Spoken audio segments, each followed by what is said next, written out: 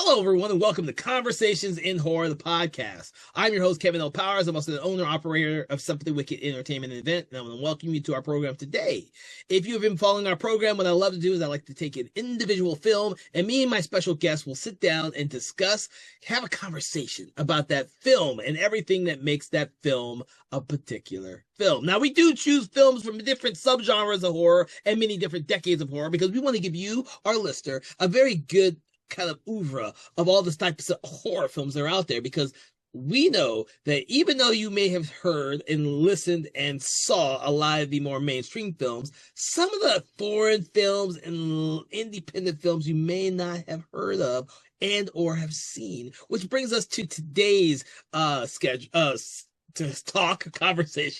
because we are doing Lars von Trier's The Kingdom Part 2 from 1997. And since this is our continuing conversation on this series, I have brought back Dave Watkins to kind of give me the nitty-gritty about this film. Thank you, Dave, for joining us today on the show. Yeah, thanks for having me back on. I would try to do something in Norwegian, but I don't think it'd come out too good. I'm not even going to try myself, other than the fact that I believe that these are the first Norwegian films we have actually discussed on the program. And for everyone who's listening, we will eventually get to the third part of this film series, Exodus, but you can go back and watch our previous episode on The Kingdom Part 1 to get caught up if you have not listened to that one yet. Well, let me correct myself. I think I made a mistake. This is a Danish and Swedish film. I'm not sure if it is Norwegian, but yeah. So well, I do know. No, well, yeah, Lars von Trier is Danish. Yeah. I don't know what, I was watching something else Norwegian recently. It was the Ugly Stepsister, and that was what I was thinking that. And then I was like, wait a minute, I just really just said if someone from friggin' Sweden heard me say that, they'd probably be really upset. I should have caught that as well, but we were both discussing The Ugly Stepsister the last time we talked, so I just kind of rolled right past it, not even thinking about it. And by the way, I have not seen that still. I will hopefully get to it just like you've seen it. So. It's really, really awesome. Really awesome. I've heard that. But we're going to get back to this film. This is Lars von Trier's film, The Kingdom. This is a three-part not just a three-part film or television series, but also a three-part conversation. Like we said, part 3 will come as we get around to watching it. But this is a three-part mini-series, so it's almost like a TV show. Each one of them is like 4 episodes long. I think the last one, the newest one's 5, but they're pretty long episodes, and it's kind of like a mixture between ER and Twin Peaks. I think it was described on the cover, the VHS cover of it was like ER on acid, is how it's described.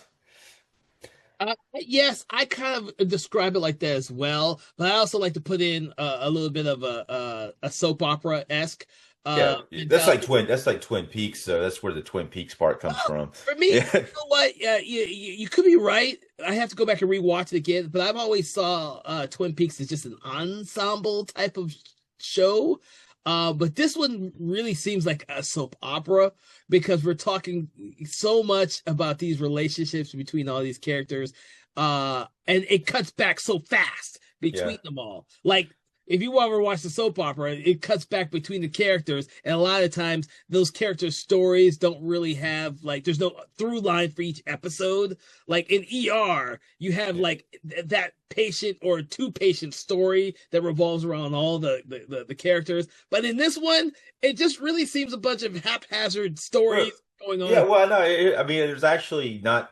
I think it's fairly clever because they are always setting up things, and they have there's a very dark sense of humor here, and almost anything that they set up, they eventually pay off in a sometimes hilarious, off-kilter way, in ways you don't expect. So, I mean, even though it may seem like it's not as haphazard or soap opera, I could probably tell you any element that they put in there that pays off eventually in a different way. It's not like they just let something go. It's all intentional.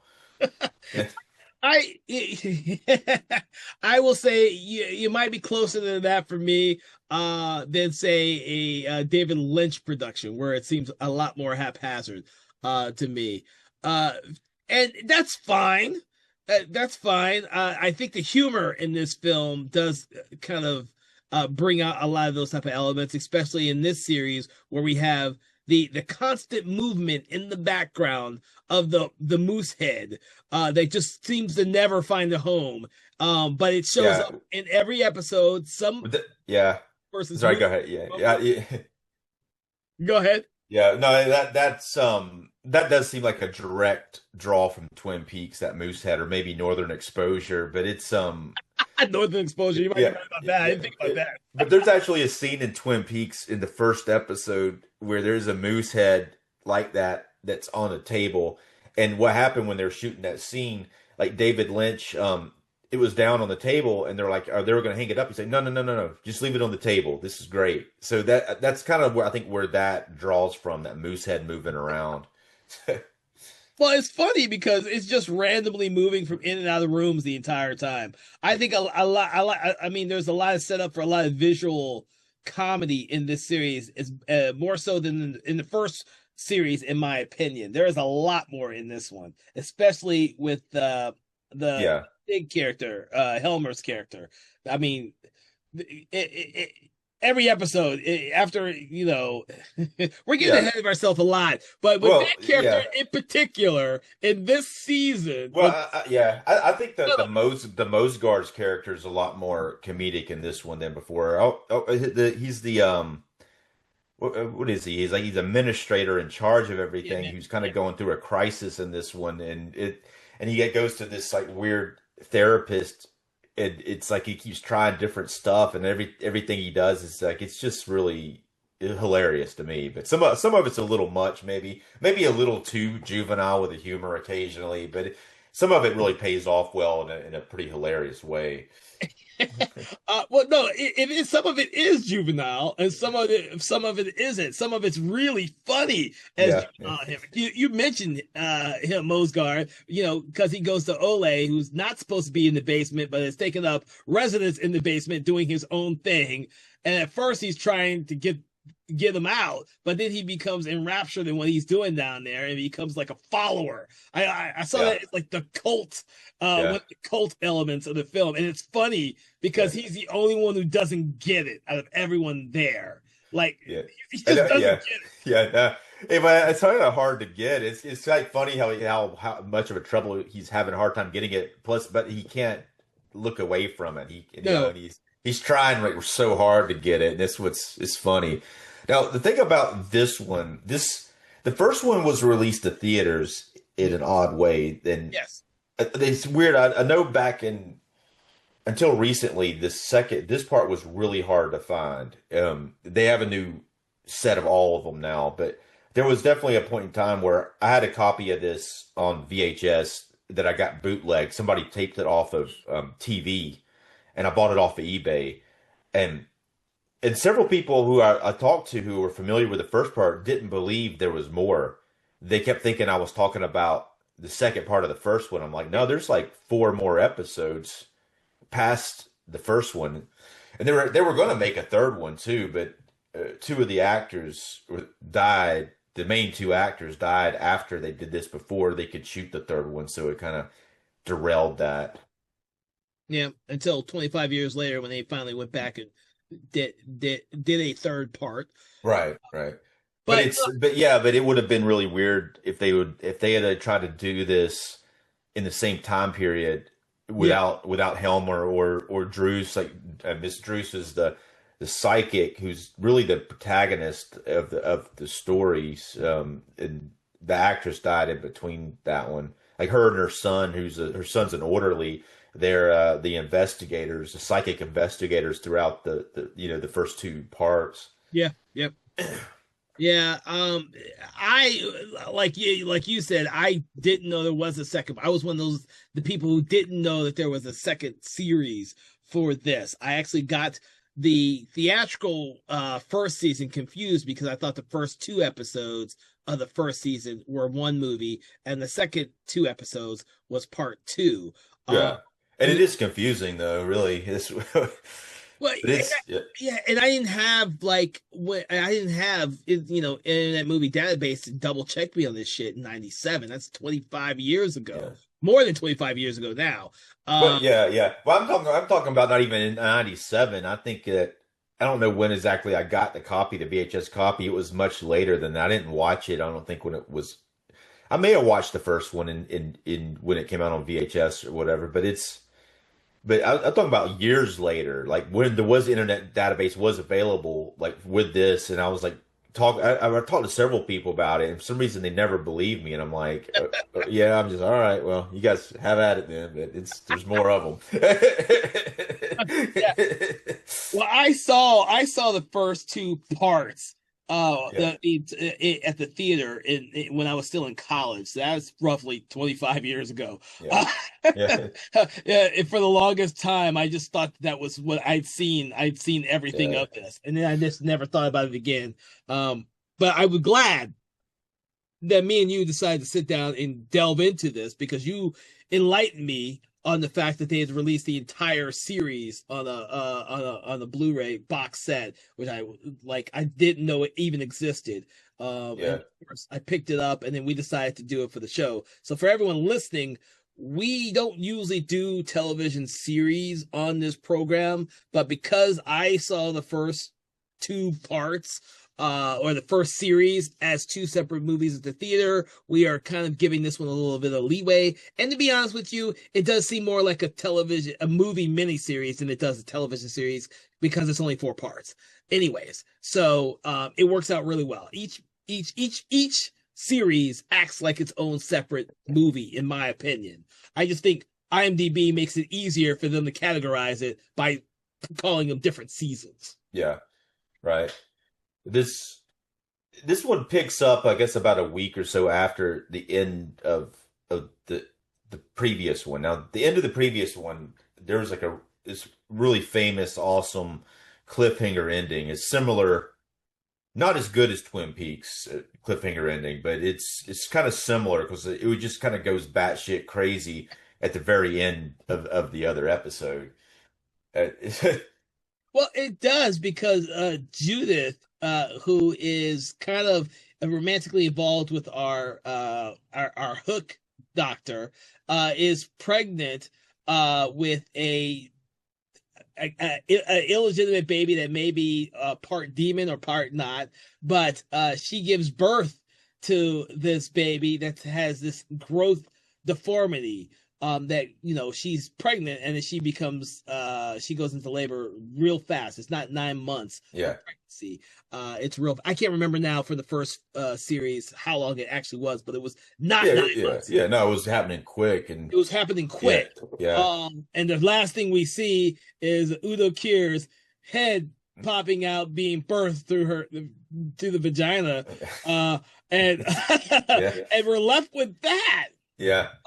That's the big shocker because we all know that Udo Kier is also playing the counterpart, the father of the child Was it slash Kruger? I Og don't know how to Kruger. pronounce it exactly, but it Uh, looks like Age Kruger or yeah, Og Kruger. H. Kruger, but I was Oj Kruger is how I've Yeah, been pronounced. yeah, yeah, yeah. Uh, and so in this series, they kind of like Oz Kruger is kind of the evil element, the demonic element in the hospital, and the unnamed child for most of the movie is more the good aspect. But in this series, the child has a growth deformity and is growing at an astronomical rate.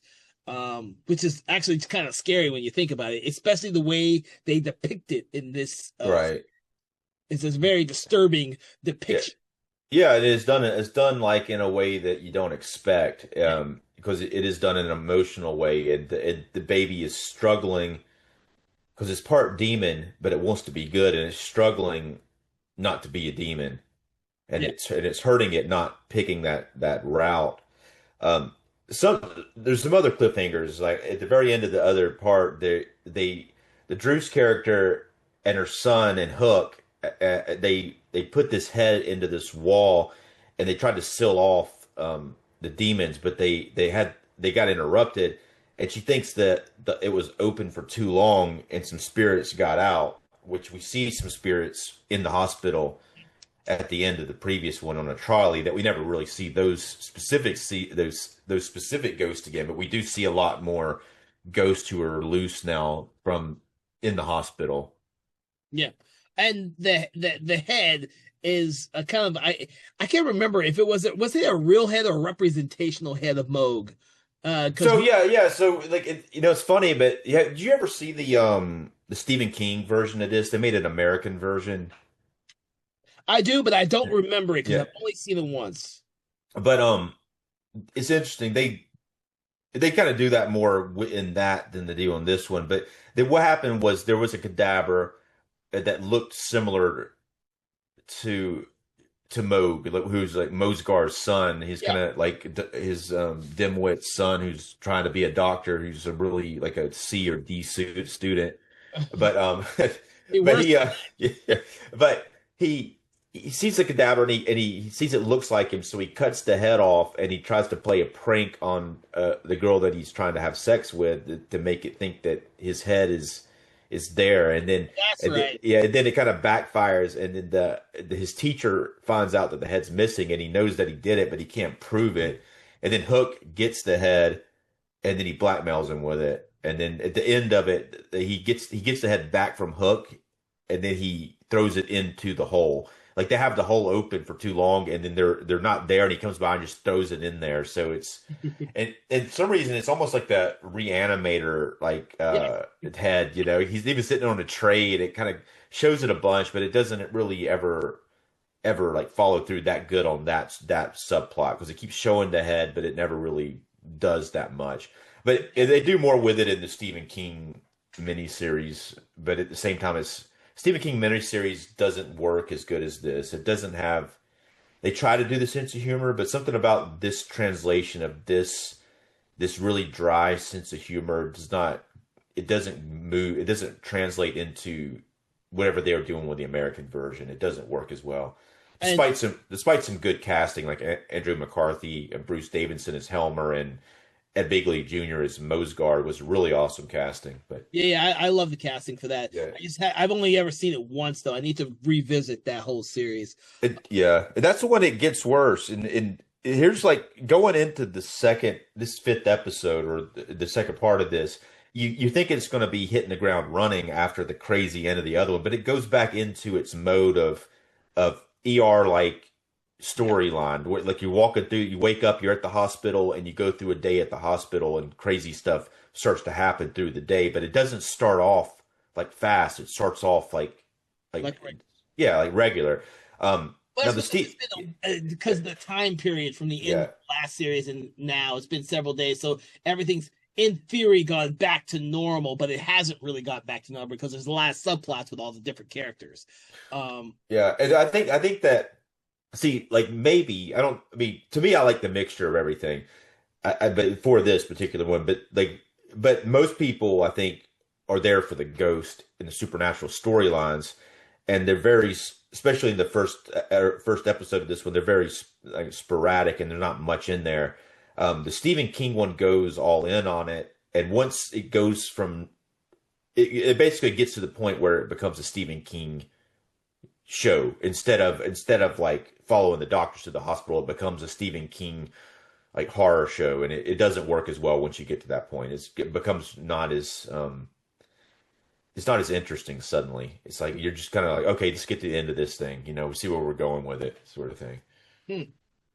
Well, I do want to add with Moog's character, who is he plays a much more intricate beat in this section because of his reactions and his relationships with not only Helmer, because he knows he has to get a good grade from Helmer and wants to Yep. try as much as possible to blackmail and or influence him, and of course the relationship he has with the girl who runs the Yeah, sleep other was it Carmilla or Camilla? Camilla, I think Yeah, but she's in it briefly, not that much, but yeah. yeah, she's And- only in it briefly because now we follow some new characters who is Christian and Sane. yeah. Well, Sane's always been one of the characters. She's the one that's like always like passes out, and she keeps passing out even in this one. It's like, but she's always like anytime there's blood or something, she passes out, and it's Yeah, well, like, you have always have that one character is like, why are they in this yeah, state of interest if they yeah. can't actually do it? Uh, Yeah, and it's almost like hilarious in a way because they usually like on ER when that happens they get over it, but she doesn't get over it. It's like they yeah, but uh, but I mentioned that because we see it through the evil eye POV throughout this entire series, which is always green and it looks like it's like it's Reanimator. reanimated. We see a lot of the head on the tray doing just random stuff. The evil eye is a lot in this series, right here, and like Yeah, the dishwashers talk about the evil eye in their dialogue too. the chorus. I Yeah, the just figured core. out Yeah, I had to read about what they're actually called. So yeah, they're like the Greek chorus is what I was reading. So yeah. that's why they don't ever leave that location. And they're the ones who seem to know everything about what's going on everywhere. And they're like they're Greek chorus. I was like, oh, Yeah. okay, that makes a hell of a lot more sense when you start thinking about it that way. Um, They really screwed that up, which they made it a little interesting on the Stephen King version. They actually have those characters interact with other characters, so it kind of made it different because you never know in this whether they're really there or not. Because I mean, they're doing the dishes for the residents, but we assume, but nothing ever appears in the scenes that appears in the hospital. So we don't know for a fact that they're really there or not. No, yeah. It's that part of the hospital that we're never ever seen in other shows, which is the people who do the cafeteria work. Someone's got to clean Yeah, those dishes in the cafeteria, but we don't ever like ER. In ER, we never saw yeah. the cafeteria or the No, cafeteria. in the ER we do see the cafeteria. Everyone's This, like, yeah, we don't see it in this at all though. We don't ever see them eating for some reason. I no, don't we know. just see the dishwasher. Yeah, We didn't drink a lot. We see them yeah, drinking alcohol. yeah. But they never you never see them go into the cafeteria area and sit down because they would do that a lot in ER because that would be part of their Yeah, routine. yeah, the daily routine, or that would be a good way to put characters in a room together that so they could have a conversation. So they would use that to their advantage. They may not have had access to a cafeteria area maybe for Yeah, it's this. interesting. Just going on this quick tangent here. It's interesting what they do in this series because we see corridors that we hadn't seen before. Especially when we go deeper and deeper into the hospital, the bowels of the hospital, and then Yeah. of course in the second to last episode, we actually get outside of the hospital again, like we did in the first season when we went to Haiti, when Drews and her son Boulder and Hanson are flying a plane over the Oh hospital. yeah, yeah. Yeah, there's definitely more exterior scenes. The exterior scenes are longer in this one too than the other one. Even like Helmer when he comes back, some reason he's on some ski things briefly. It was really weird, but It's, but he never really. I don't know what's up with that. He comes up with some skis. He's been to Haiti, and I don't know what's up with that. But well, keep in mind that he also comes in with that itty bitty little car that yeah, he actually parks in the hallway inside the hospital. And then we see him putting it in the elevator and driving it out of the elevator. yeah, Uh, which but is, yeah, yeah, it's hilarious. yeah. But Uh, even he plugs it in too, which causes a problem because he unplugs some operating equipment to plug the car in to charge it. So it's like it's so and that's where I said there's a lot more humor in this yeah. because stuff like there's a lot of visual humor in this one. Not to say there wasn't in the first one, but in this one they seem to go a little bit deeper into a lot of that physical humor. Well, yeah, the first one had a good running gag because every day he'd get there, park his car, and there'd be people there trying. They looked like they were going to try to like steal his car or steal his hubcaps, and they take, and then he'd like Take somebody take his hubcaps off and go bring them inside. So it'd be like a a kind of a routine thing that was like a running gag that was it was pretty funny really in the Well, first yeah. one. And then stuff would fall on his car and break it, after he'd park it in a spot that no one should be parking. The ambulance couldn't even get in there because he wanted the front spot. So it's No, I mean, I like that, and yeah. I like the fact that Helmer never really gets being there because there's a cultural difference because he's kind of feels like he's forced to be at the hospital and he can't leave. Right. Well, yeah, it's a Danish hospital and he's Yeah, Swedish, and so there's like a rift between the two. he doesn't get the Danes. He doesn't get the Danes at all, which I find hilarious throughout the entire series. That he's chastising the Danes like the entire series.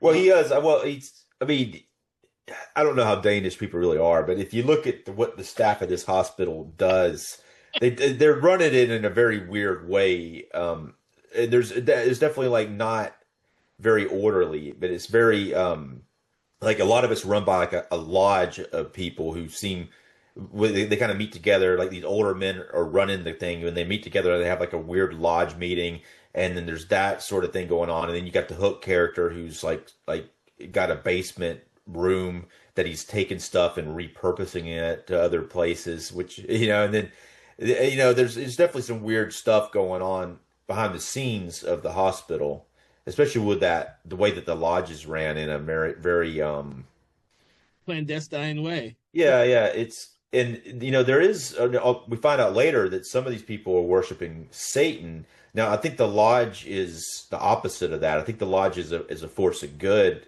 Yeah. but they're also is one of those gentlemen clubs where the men are part of that gentlemen's club lodge who are they believe in superstitions, and They're sexist and they believe in superstitions. yeah.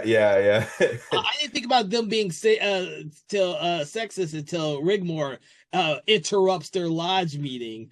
And they all kind of like, oh, she's not supposed to be here. She's a woman. Well, I mean, we say that's sexist, but I think it's a good outlet for men to have that sort of thing. I mean, there's actually been studies about this where when you take that away, it changes the dynamic. Because nothing's going on. I mean, a bunch of men hanging around, like maybe being sexist or whatever. It's not like they're doing anything but that, and it kind of gets them in a different type of mindset.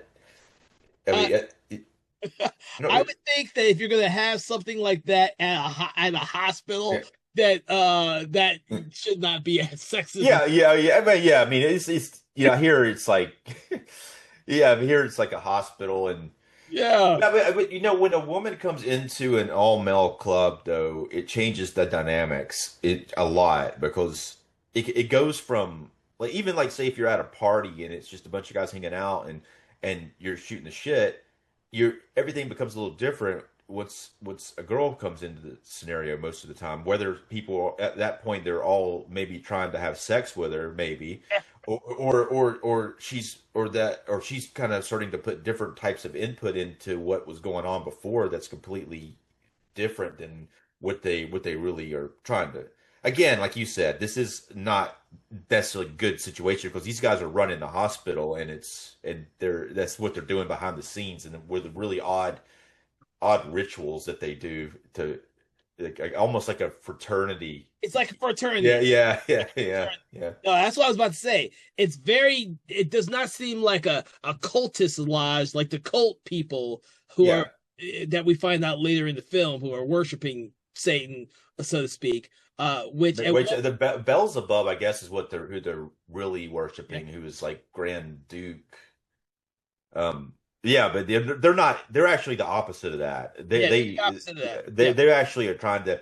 They kind of feel that's going on, and they're actually trying to do rituals or other things to ward against it. They're doing some kind of chant at one point. They have a dude with a lampshade or something over his head in the middle of the table that they're trying to fix that. But I don't think that anything that they do helps anything Well, really. well, the funny thing is, you mentioned that sequence. We got there early, guys, listeners. But that sequence is where they're trying to do what they can because they don't have Drews there. Drews is supposed to be there to help them, but she Yeah. doesn't show up. Right, yeah. in the plane. Yeah. Well, yeah, it's funny. Like she kind of pulls a Helmer on him because Helmer at the end of the first season did that to Mosgard. Because remember, like the director Bob was coming to check out the hospital Yeah. for an Operation Morning Air. That Mosgard, the whole first season, he was like that was his baby. He's like, we're doing Operation Morning Air, which is putting positivity into the air and pretty much is just trying to keep everybody on an upbeat path and like a family sort of thing. But then it completely backfires. But Director Bob shows up and Mosgard was scared and he wanted Helmer to act like he was him and showed them around the hospital. And then Helmer just leaves. Then Mosgard has to hide under the desk and very traumatic, very devastating thing for Mosgard to go through. And I think that's why he's going through the therapy in this one. Oh no, he's dead. No, that's how I definitely took it. Yeah. He's definitely going to therapy. He doesn't know what to do with himself because the Bob, the hospital director is he's a constant eyes, not just like the evil eye that's watching over everything, but Bob is like the physical personification of that evil eye watching over everything. So all of the hospital staff are trying to manipulate what he sees, hide the bad things, manipulate some good things to show that they're not doing anything that may be Weird. questionable. Now, Director Bob is he's like he's not evil or good. He's more of he's like a normal hospital director who would come into the hospital to make everything. He's like an inspector. Yeah, he's making sure everything's right. And he actually what he does in this season takes the place of what Helmer did in the first season. Because Helmer was doing that same thing in the first season, but he doesn't do it in this one because of what the change that he goes through at the end of the first season. Helmer's very confused in this season. Yeah. Yeah.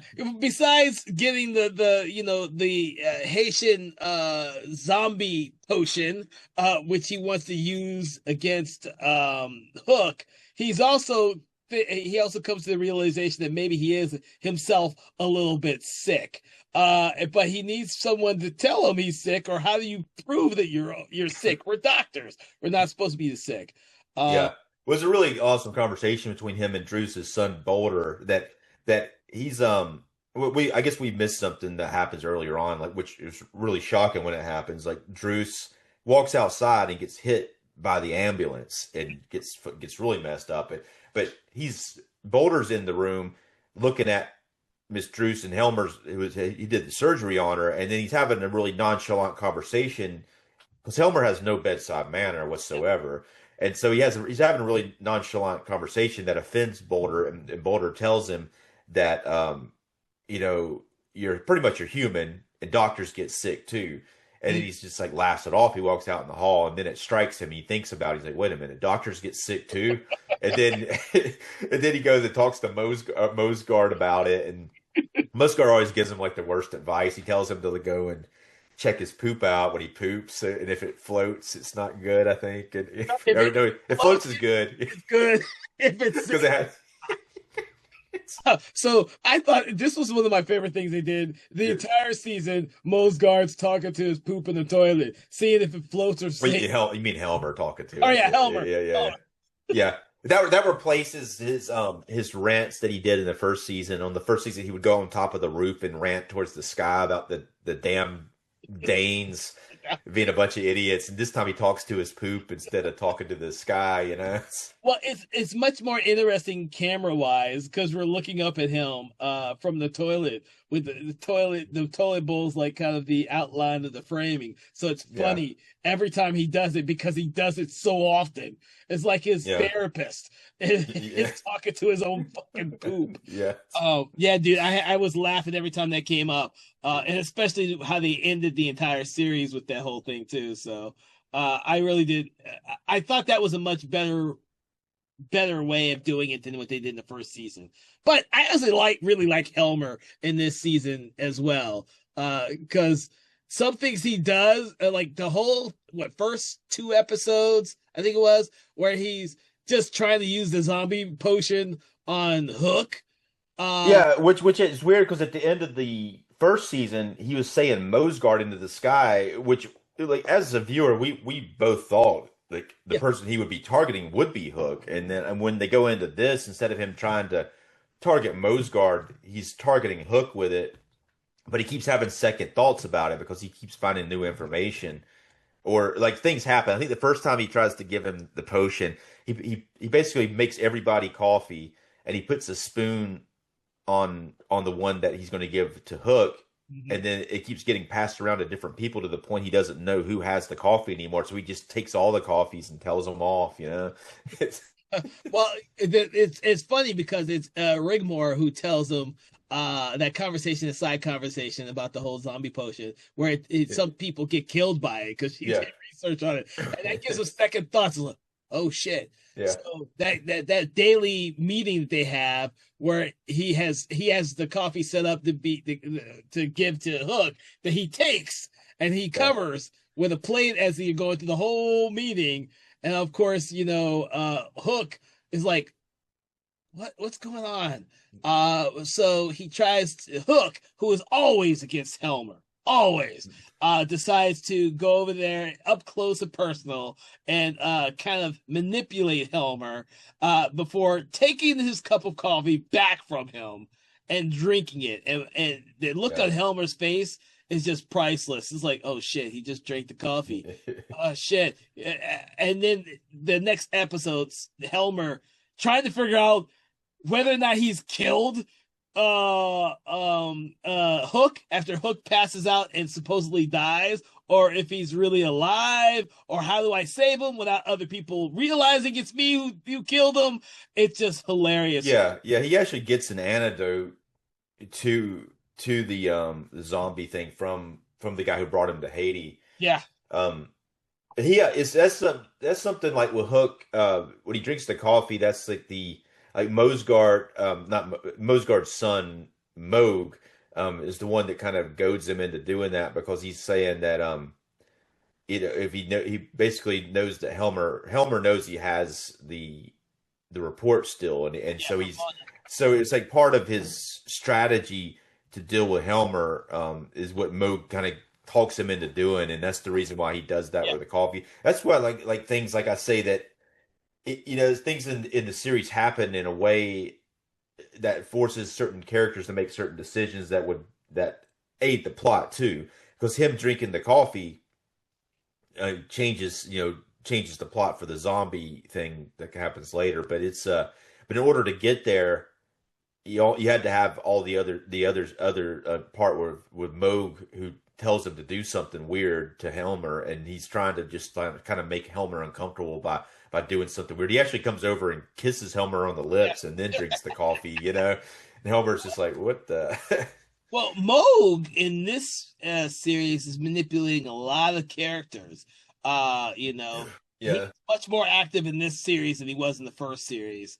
And that's good because you think that because he's the son of Mosgard that he just will skate through everything, and he realized he can't just skate through everything. But yeah, yeah, he also figured, he also realizes that when he stole the head from Hook, he was recorded on security videos. So yeah. he feels like he's trapped and being blackmailed by Hook still, even though he doesn't have the head anymore. Mm, And then of course he's manipulating Sane throughout because of the whole Christian thing. Because Christian is considered boring and uninteresting because he's one of the only people at the entire hospital who has a conscience. yeah. Uh, Well, yeah. Well, there's the whole ambulance thing ties into that because it yeah, starts off. You see the ambulance again. We think it's the ghost ambulance, but there's a new character called the Falcon Falcon. driving the ambulance, and they're all betting on, I guess, on how quick he can do this run, and that and Sane is into that, and she's also into horror movies, into slasher films, Mhm. and Christian, she keeps saying that he's boring. She's actually like she's a pretty bad character in a way. She's not like she's a, I mean, she's just kind of mean, and she's kind of like she's not a very good doctor, and No, you know, and she's kind of mean, and she's just like I don't know, man. She's not good. She seems like she's good. She seems like a kind of goody two shoes, but she's not, man. She's the opposite of it. I kind of thought that she was kind of a goody two shoes or trying to be good until Moog manipulates her. After Moog tells Christian, you just have to, you have to bend and manipulate the women to get what you want. Being truthful doesn't play in it, and he goads Christian by saying he can get Sane without even trying, but then Yeah. Sane becomes infatuated by him for the rest of the series, and then he just kind of goes with it eventually. And Sane, of course, by I think the third or fourth episode, Sane, after Christian does his thing, she doesn't see Christian as boring anymore. But Yeah. Well, it's kind of like the ambulance thing's a little frustrating to me. is it? A little bit, just because of. I mean, it makes sense, but there's definitely like because what happens with the Falcon ends up eventually wrecking somebody, and then that person ends up in the hospital, and then Christian goes to see the person, and he feels really bad about the guy, even though he wasn't driving. But then he goes. Christian finds out who the Falcon is. He approaches him. The Falcon's kind of freaked out now that Yeah. he's hurt somebody. So Christian takes over the run of it. So it's kind of like a weird thing for him. He takes it over because he's trying to impress Sane. That's his whole thing. But it's odd that he's taken over something that could potentially wreck somebody else when he's feeling bad about the other guy being wrecked, and then he takes over and the same thing could happen again, and it does happen. So it's Well, that's the odd thing. That's the thing about this weird little triangle between those three characters, is the fact that Christian, who feels bad about Falcon having injured this one guy in one of the runs, decides to take over for the Falcon when the Falcon becomes too scared and unable to perform anymore, in order to have money and a financial future for the family of the guy who was in Falcon's accident. And so it's this weird little cyclical thing that, like, yeah, okay, so you kind of chastise Falcon and everyone gambling on this to begin with, but then you end up doing the same thing. That's Fix what I the say. problem Yeah, that was caused the yeah, first time. yeah. It's like how does I don't know. That's one of my least favorite of the storylines, I think, of and this one, and especially the way that it ends. There's a cool ending to it, Mm-hmm. but it's like part of it doesn't make sense because I guess so let's go. I mean, fuck it. Let's go ahead and just talk about it real quick. So it's like, We should, because the yeah, Christian storyline doesn't really have much to it. They yeah, added these characters in, and they expanded on both Moog and Sane's character in this series to give them more to do. And it's perfectly fine because we learn more about the kind of how all of the different the doctors kind of work, because Moog in this series kind of manipulates and goes between the characters, whether it's Hook or Helmer or scenes with his father or Christian and Sane or Camilla who is in the lab, because he's still doing the lab stuff as well, and yeah, or Mondo, who is his teacher, who had the sarcoma put in him at the end of this last series. So yeah. all these Moog is like the character who kind of interacts with a huge chunk of these Yeah. characters. I think he kind of replaces Hook a lot because of what happens to Hook, especially in the second episode, You because know Hook what? was kind of but Moog's like not as Interesting. Hook. Well, he is interesting, I think, but he's not as the Hook had Charisma. like well, he had charisma, but he also had like he had a dark side, but he also had a light side, where Moog is seems to be very yeah he's kind of he's not as smart as Hook, and he's also doesn't seem to have people's best interest in mind. He's very like self-serving. Yeah. Oh no, I agree with you on that one. No, I agree with you on that one. I think that's what makes Hook such an interesting character. We do see his really dark side in this series after his death experience. near death experience, however you want to see his experience, and we'll go into that in a little bit. But yeah, he's completely altered and changed from that, which is Yeah. interesting to see that character from the first series, in which he was he was an extremely caring doctor who wanted procedures to change to better their patients. To this Yeah. one, where he ends up not caring as much. They're Well, a burden to the yeah, system you're that right. to be eliminated. Type of, It's yeah, yeah. It's almost the opposite of what he was doing before, which is it's pretty messed up, and it's bad that he never gets the antidote in these episodes. But back to the Moog. There's one part with the ambulance thing that's pretty hilarious. Like there's one of the episodes, I think the third one, where it starts off following Mosgard, and he's doing one of oh yeah.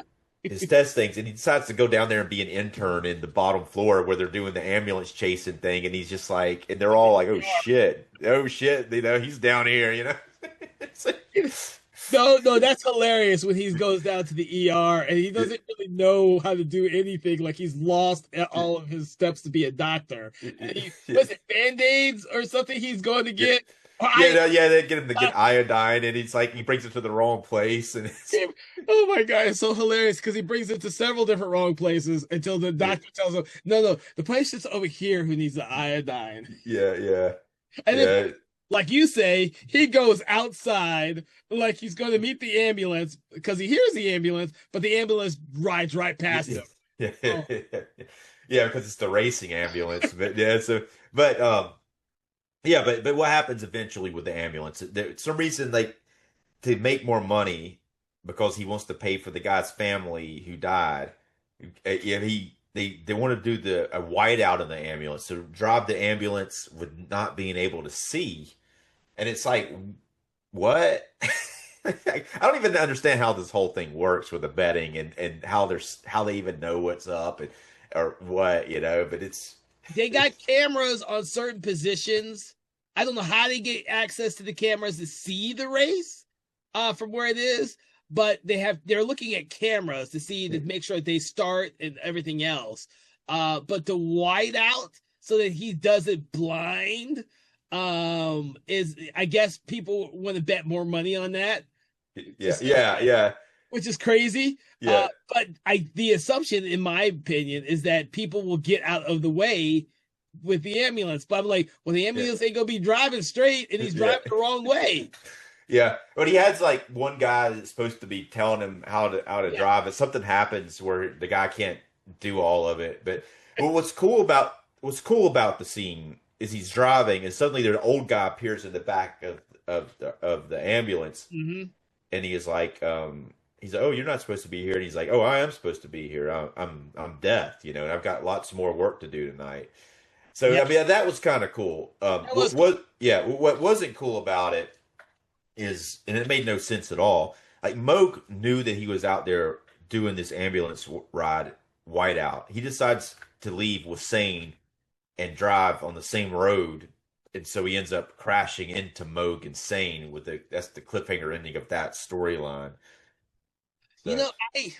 I have, now that you mentioned it, I didn't think about it till now. I think I do have a question about that because you're right. I thought that Moog was in charge of that. So why would he leave early? Yeah. I know that Bob, the hospital director, ends up down there where they're gambling. Yeah. Right. So I mean, obviously things happen like that, but I mean, there's not most things in this kind of work in a way that makes sense, but it's hard to make sense out of that because it's like I mean, Moog's not very bright. He's not the brightest bulb here, but for him to like leave at that point, Yeah, during the middle of the race, not see the end of the race. I mean, how long's the race? It's like, how long do you think it could be? Like 5 minutes? yeah, that's all I think it is. 5 minutes at the most, 5-10 minutes at the most. Yeah. I mean, it would be different if the character had no knowledge of the race whatsoever, and he just, but it doesn't make sense that him of all people was the one out there that gets hit by the ambulance. Well, no, it doesn't make sense because he's usually the one betting, and making Yeah, money yeah. off of it. So why would he leave until after he's gotten his money? Uh, you know, Yeah, and I mean, obviously he's wanting to go. I mean, out of nowhere too, he's into Sane and wanting to leave with her. Before it was like he could give a shit less, and not to mention he's having sex with that Carmilla all the time. He's kind of sexed out, so it's not like what I'm saying, because it's not like if you're having sex like that often and you're to the point where, man, this is too much sex. You're not. Maybe another person might help, might make it a little more interesting, but still, though, you think. It just seems all like it's all contrived so yeah, they can be in that area at that one point to get hit by the ambulance, yeah, yeah. which is fucked up. I mean, it's a fucked up thing to happen. It's a pretty cool thing to happen, but I just don't like the way that it got there, you know? No, I get you. Plus, it is kind of bad that it happens to Christian. I didn't like Christian, because he seemed like Drew's. He seems like the most likable character. Now, unlike Drew's is very determined in her spirituality and her belief in the ghost and trying to rid the hospital of the ghost and save everyone. Whereas Christian just wants to, I guess, save one person, so to speak. Because he's fallen in love with Sane. And every time you see Sane with Moog and he is seeing that, you see that little jealous thing going through him. He feels like he has to, prove himself. So Yeah. I mean, It's Sade really is the worst, man. She's the worst. she is, because man, she's like Christian at that one point thinks that he's finally like gotten her when she kisses him, and then next thing you know, Yeah. she she almost passes out again while in the operating room because of the blood, and of course, Mo comes to her rescue, and he sees them kiss. Like, oh, okay, I'm just gonna kiss everyone. It's all good. Yeah, yeah, yeah. Which is that's a little heartbreaking because Yeah. Yeah. Christian's been working hard. Yeah, yeah, I know it. Yeah, he's been working hard on it. And no, Moog hasn't really been that interested in it. And it's just Ooh. like that's the weirdest thing though. But that shit happens though. I mean, I've had that kind Yeah. of shit happen to me before. Oh, same That's here. that's why I was saying it's like the worst because that's the worst when you think that somebody's into you and all of a sudden out of nowhere they're like not or they're kissing somebody else for like no fucking reason. You're like, really? All right. Well, Yeah. especially like in situations like that. It was like in college situations where some reason they act like that because they don't really want to get like caught up with one particular person. I think is why they do that sort of thing, maybe. Yeah. But I And don't know. to be honest with you, these are still students. They're still students. They still have to pass the Yeah, grade in order to actually, become real doctors. Hence why Moog kind of manipulates Helmer um to get a passing grade. He went from failing his test to getting an A because Helmer just didn't want to deal with being blackmailed or anything else. Because that Mona paperwork has been a constant MacGuffin from the first season, yeah. first series, and this series. Right, yeah. I mean, there's like what is the anesthesiologist report Yeah, from the Mona operation? Definitely a MacGuffin, but it's odd too the extremes that he goes to because it's like I don't know how incriminating. I mean, it must be really incriminating, but it makes it worse that he keeps trying to steal it. I think yeah. because if he just left it alone and just let it go and go to court, they would have like settled out of court, and what I'm saying they couldn't do that much. But he's like so arrogant that he didn't want to have to go through that. Well, and it's funny because it gets worse as the show goes on. Yeah. Because then you have Mona's mother who really wants to sue him for everything he's got. And then of course we see the cops later on, and we're jumping ahead, everybody. We're gonna like the first episode that we did here. We kind of went to the story beats based on the characters, but we went to Mona, and that was a cliffhanger I just didn't see coming, or they never resolved it much. But I like that aspect of the story is this patient who was seriously injured by the operating room by Helmer, and they're all trying to cover it up, even the lodge. It's Yeah, I mean that's what doctors would do too. They would try to protect them, yeah, I protect mean, themselves because I mean, really, like I said, this would be settled like this whole thing. But it's pretty bad. He messed up something, but when he was doing their operation, but it does seem like something that may have been like a mistake that could have been excused, but because of his arrogance, he doesn't want anybody to think he could ever make a mistake. yeah, yeah. So, in this series, Hook has this paperwork, but Helmer or Moog thinks that he can get in good with Helmer if he can find the paperwork from Hook. Of course, Hook doesn't reveal any details till after he's come back from being dead for the whole episode. Yeah. And then of course it becomes this really funny kind of thing between Hook and Helmer when Helmer just figures out or is told where the paperwork is, which is in this really old file in archives that no one will go to because it's supposed to be the most boring read ever. But Yeah. the crazy Hook, who just came back from the dead, kind of just blabbers everything to Moog, and then Moog goes back to Helmer to tell him everything, which leads to Helmer going to the archives to get the paperwork, which he does, but then Hook catches him. And then of course, Moog, not knowing what to do, accidentally locks them into the archives where they have the security, but the motion sensors. Yeah. That was definitely alarms. it's a callback to the first. The Markov thing happened in the first one too. It doesn't go on as long and it's a little different here, but it's definitely a callback.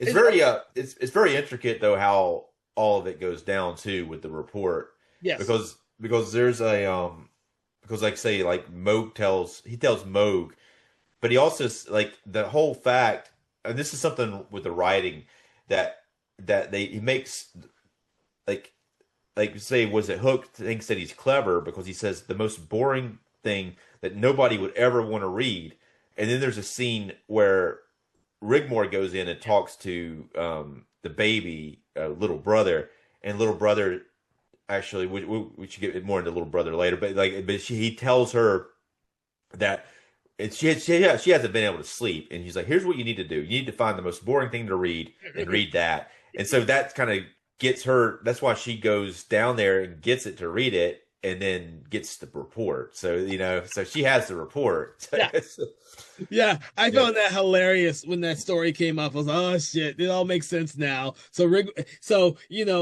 what's funny about the scene in the archives is that it's a motion sensor, but they can move really slowly.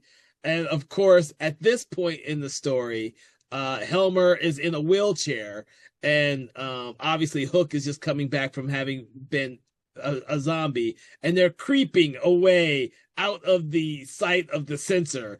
Of course, Helmer gets out of the way first and is wheeling his way as fast as he can in the wheelchair to get out of the room.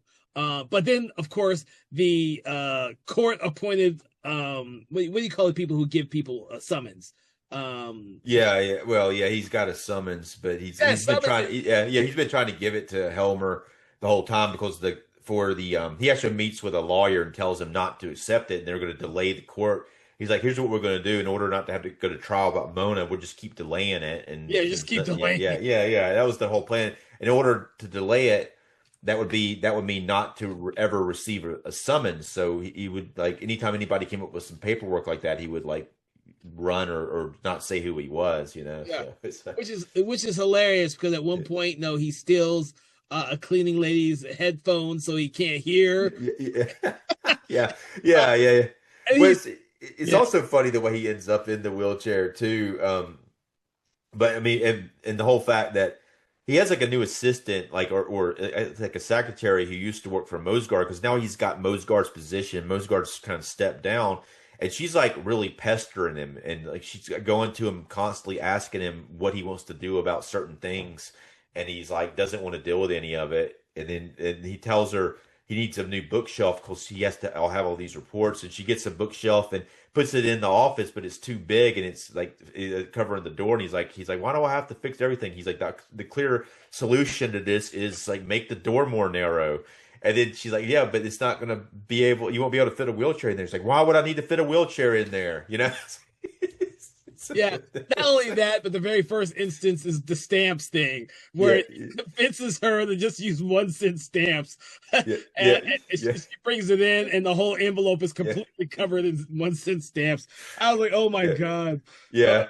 It's fun. Yeah, she's having problems, and his solutions are like, he's very dismissive. He's like, he's like, don't be an idiot, just figure it out. Here's a possible solution. But then it's just everything that happens backfires on him, because then he can't get into the office anymore because he's in the wheelchair. So it's like he can't get into his own office.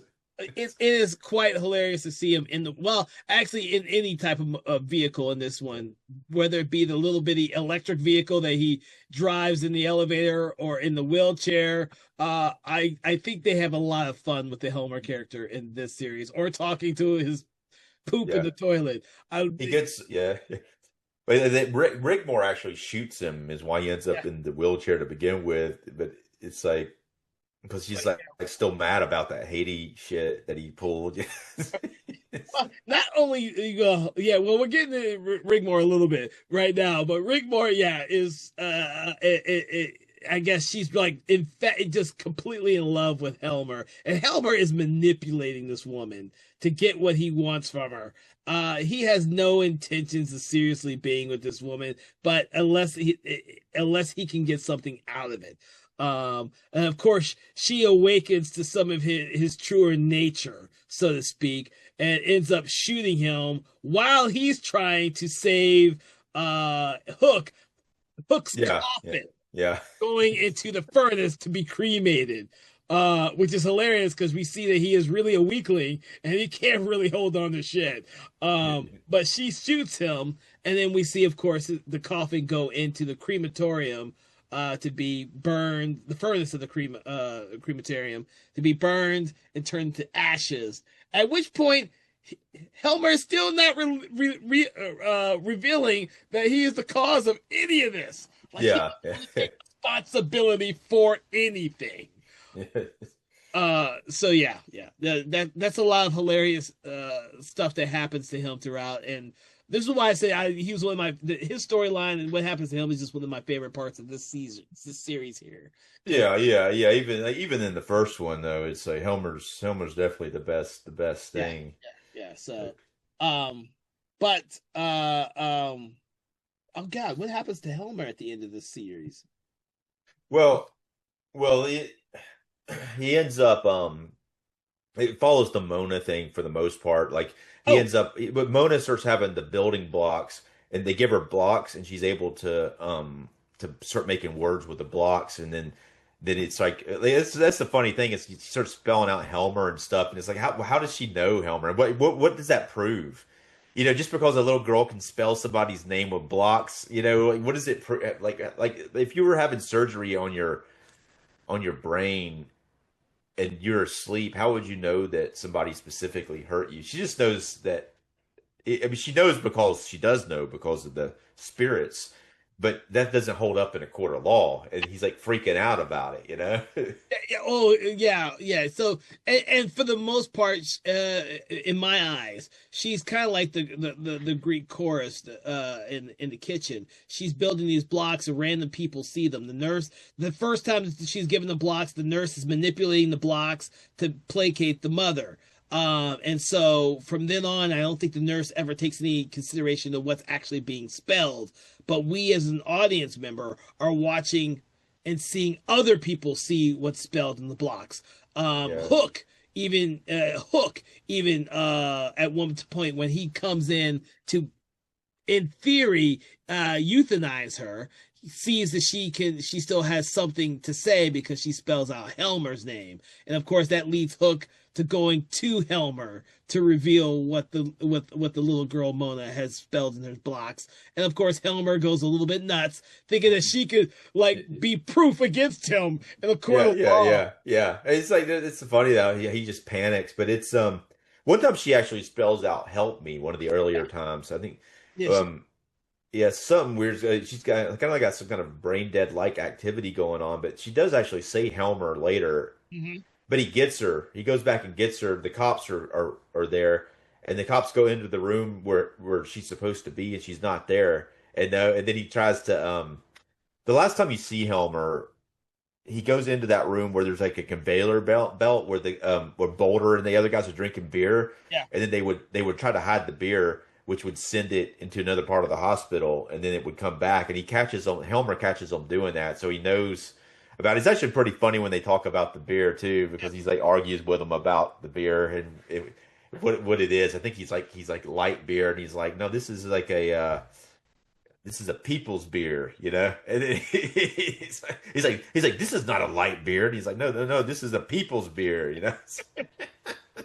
I like the Boulder character. I don't think he Yeah. does nearly as much until the end in this series, but I've always liked the Boulder character because he's the one who seems like the most normal, even though he's a little slow. He's like Yeah. the normal workhorse, a backbone of the hospital. Yeah, yeah, he's an important character, Yeah.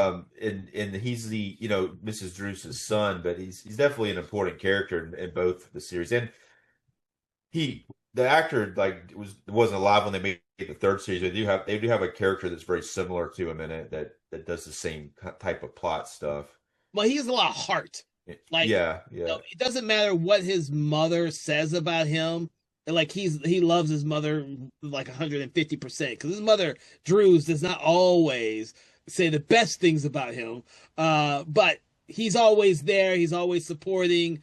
And he's vulnerable at the same time. But he'll kick back with Hanson in that room with the conveyor belt and drink back a few beers while waiting for the next thing to happen, type of thing. yeah, yeah.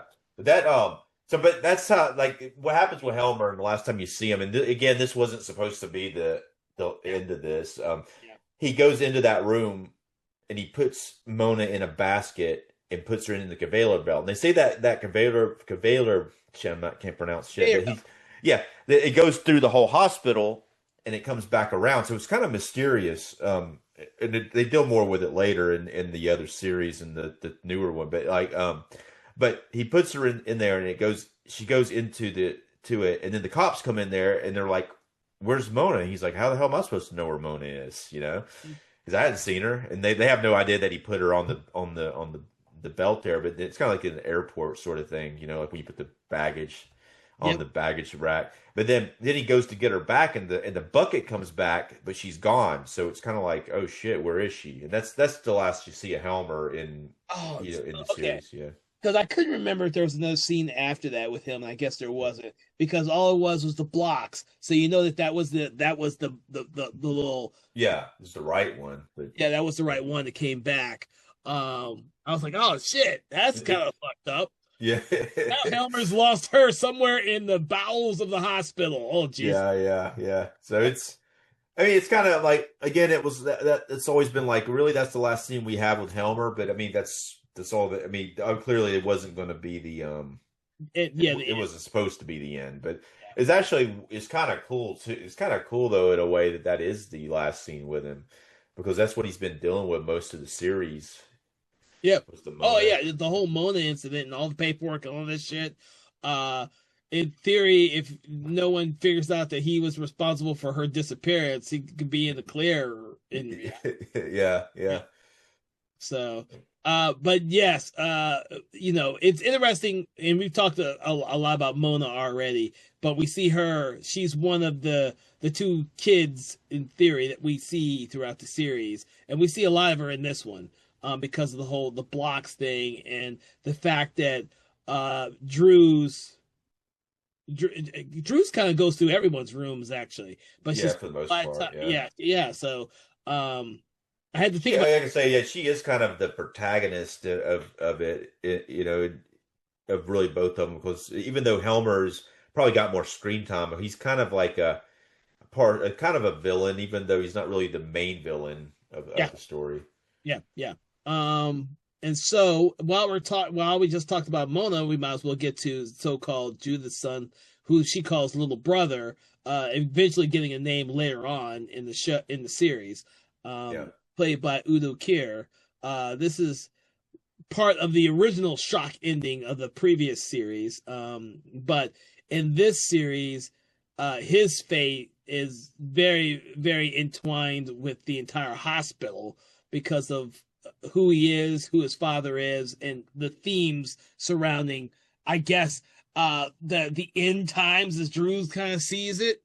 Yeah, with the chorus people, the dishwashers talk about little brother a lot. It seems Yeah. to be very important to what's going on and the decisions that they make with that character. Even though most of Judah's scenes end up with little brother in this Yeah. one, so but most of the time she's with there. Even though other people occasionally come into the room, like Rigmor in that one part and Hook Mhm. earlier on, but Hook becomes zombie Hook, and later on he's like crazy Hook. So Mhm.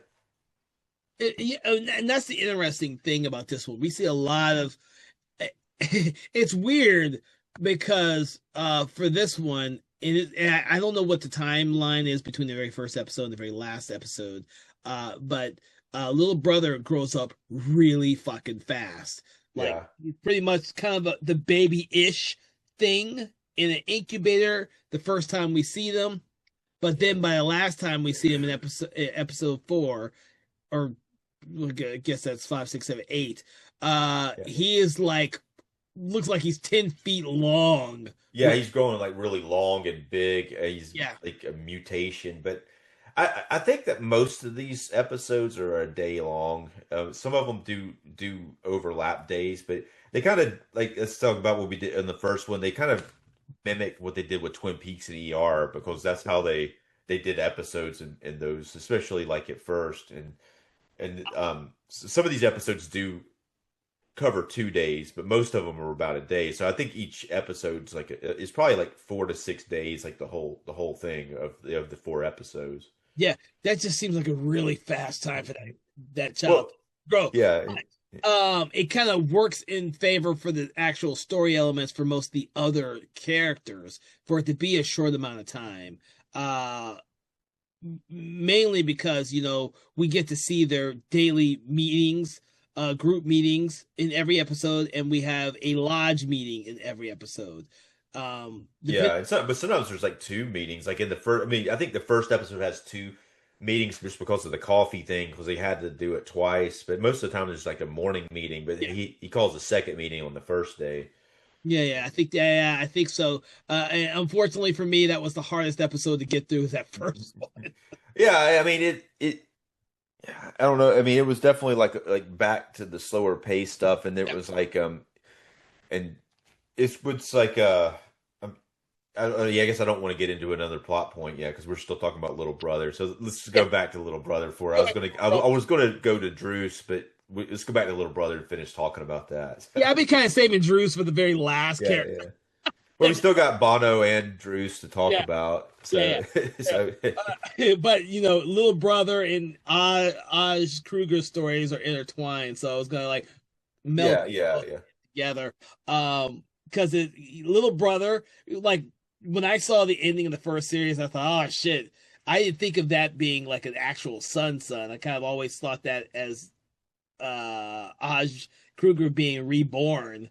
Um, Yeah, yeah, yeah. It kind of seemed like he was going to be evil coming out yeah, at the end, and it was like, yeah, that's the way it seemed.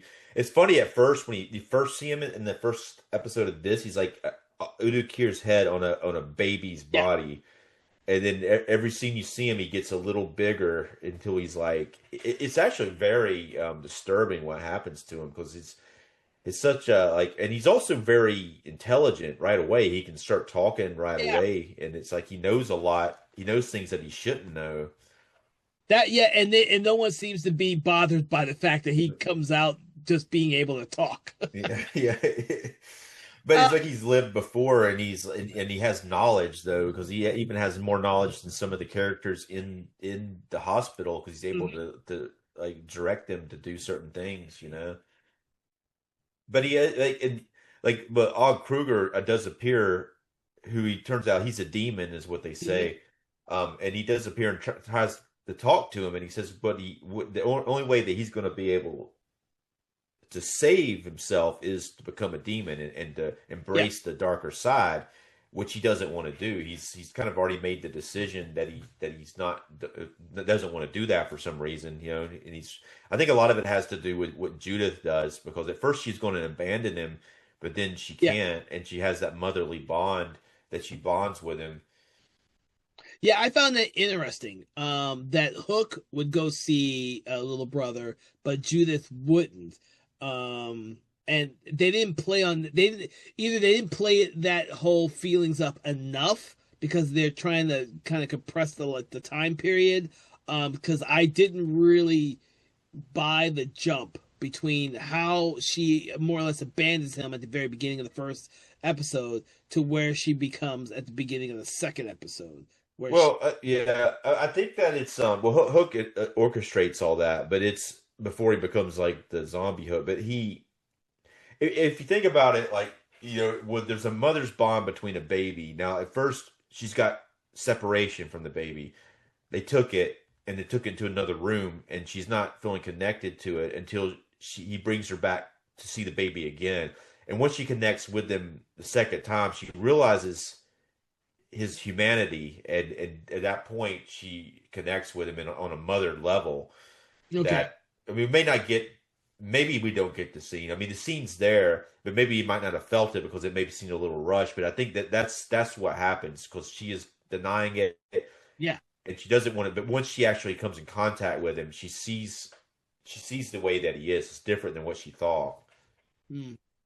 Interesting. It's different the way that everybody thought it was going to be. Really. Well, yeah. Definitely. But the thing is, once I read a little bit about the show from the actual box DVD set, the little booklet they bring with that. Yeah. While I was in the middle of this, just to kind of get a clear picture on it. And so that I needed that clarification, because this first episode was so hard for me to get through, and I may have missed something like that. Yeah. But it seems much more genuine as the series goes on. It's just a shame that Judith isn't used more than kind of like the mother / foil to little brother. We don't get those scenes with her and Hook nearly as much as we did in the first series. Yeah. Well, Hook, like, it's kind of interesting about Hook, but it's also very bad that, I mean, I don't know if bad's the right term, but it's kind of bittersweet that the last time we get the real Hook is in the first episode, which is the one that's like the closest to the previous series. Mm-hmm. And so by the end of the first episode of the second series, everything changes. Yeah. You know, we're thinking it's all the same, but by the end of that episode, everything that we were taking for granted is suddenly different, and we never get it back. No. I think that's part of the reason. I mean, part of the idea that there was always going to be a continuation to this originally, and we're kind of, we don't get that, so we only have what we have, I guess. Yeah. I mean, they do. They are able to revisit that in the 2025 one, so it is nice they were able to revisit that. Oh, good. But it's it takes a while for it to, you know, the actor who plays Hook is in it, and Judith, and Moog. Basically, anyone who's pretty much still alive is in it, which not many of them. So it's, you know, I think maybe 6 to 8 of the actors are in it. So. Yeah, so it'll be interesting when we discuss that one. Yeah, it's like Rigmore is in it, and Camilla's in it too. So. Well, Camilla's not in this one that much. So. No. And that's fine. This one had plenty of extra new characters to follow. So, well, with that Camilla character, they just kind of like make her like, because what happens with her at the end of the previous season, like Moog, the whole time she's like not liking Moog. She's like, she doesn't want his advance. She's an older woman. He's a younger doctor. At the end of it, she starts having sex with him, and this one she's just consumed with having sex with him over and over again, to the point he's like, man, this is way too much sex. I can't handle this. He's like, oh, Jesus. But getting back to little brother, because we don't want to skip over that Yeah, story. yeah, no, yeah, because it is really important to really the heart of this second part, Yeah, and yeah, yeah. yeah. Because we know what's funny is he's suffering from a fast-growing degenerative disease. That I forget which doctor says. Oh, it happens. I think once every 165 thousand cases, and then the nurse next to him says, "Well, that's more than the population of our country." Yeah, yeah, yeah, yeah. Like, so yeah, so it doesn't happen very often. It's Yeah. something you've never seen, but you want to make it feel like you've seen this before. So this is Yeah. just normal. Uh, Right, right. And they act like it's normal for most everyone part. Yeah. acts like it's normal. Everyone no there is no one who doesn't act like it's normal. It's just something that happens, which is strange because his story is linked directly to what's going on at the hospital, which is some type of apocalypse that we are told from the chorus, the Greek chorus, because they're always commenting on everything. And when Aj Kruger shows up to give little brother that ultimatum, and he says no, he doesn't want to go that route, you know. um it's a destructive thing for Judith because Judith only wants her son to be alive. And it's something that just keeps being brought up as she slowly sees him deteriorate day after day after day. She keeps wanting him to go ahead and just save himself. She would rather have him alive than anything else, but he, because he's supposed to be this force of good, can never give in to the temptation of evil at this hospital. So it's a devastating story that you're watching throughout the entire thing. And he gives her good advice throughout the entire thing, and the nurses and everyone else that come in contact with him. And so when, Yeah, yeah, it's really good performance, I think, by Udo Kier oh yeah, too. Yeah, he's like, especially the baby. The other guys, I mean, kind of standard Udo Kier acting weird, yeah. but but the baby is very like likable, and it's very very tragic what's happening to it. By the third episode, I was like, damn, I was not expecting his performance to be this fucking tragic and what's going through him and all that kind of Yeah. crap. I was like, Udo, when you want to, you be pulling out all the stops on your performances when you want to, dude. I was like, I wish he did this more often. But he's a character actor, so we're used to seeing him in those type of characters, like Yeah, the A. Osh character. So, yeah. Well, which is yeah, yeah, yeah. He's hardly in the first season at all. It's like maybe the last episode. He's like billed in every episode. I think he's only on screen in the last episode. I think I can't remember when the flashback is. He's in that it's flash. the last. It's the The fourth last episode. episode. Okay. Yeah, we saw him in pictures and stuff, and he's Yes. billed in the opening credits to every episode. But I think he only appears in the last one. That's probably because they didn't know if they were going to use flashbacks or any of that stuff they shot. They probably shot a crap ton of stuff with them and then didn't know where they were going to put it. Yeah, but but what's interesting though is like it kind of connected to that. He comes in to see the baby, and the baby's trying to choke him, so he leaves. Mm-hmm. And he's like, he goes down the hall, and then it goes to some other doctors. Like Bob is with, I think they're interviewing Boulder or something, and then he appears, like you see, Og Kruger appear to them, but he's not fully, he's transparent. He's not corporeal, like he's corporeal. And then they're like, what is that? Pretty much, you know. Well, I think actually, yeah, I'm mixing it up. That does happen, but the person that sees him is Druce and her friend. Her Yes. friends see him, and then he's not completely. They don't see him all the way. They see there. That's a damn demon right there. Yeah, they And see this yeah, demon, and then they're able to see him. And that's when we get the cool sequence where he's grown horns. yeah, yeah. It pops out. I think because they identify him, his horns pop out, and he has to run, and he's trying to get them off.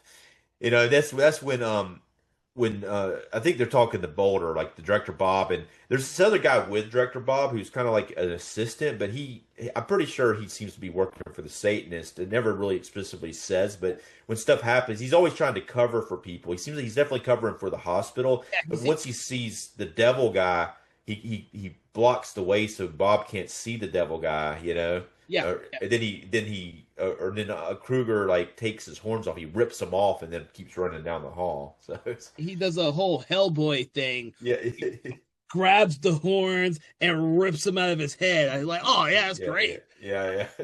Yeah, it was cool though. Yeah, it's very weird the way that one dude's covering though. Is for especially when he covers for there. Do you think he was part of that the cold, or you think he was just covering from anything that was happening, no matter what it was?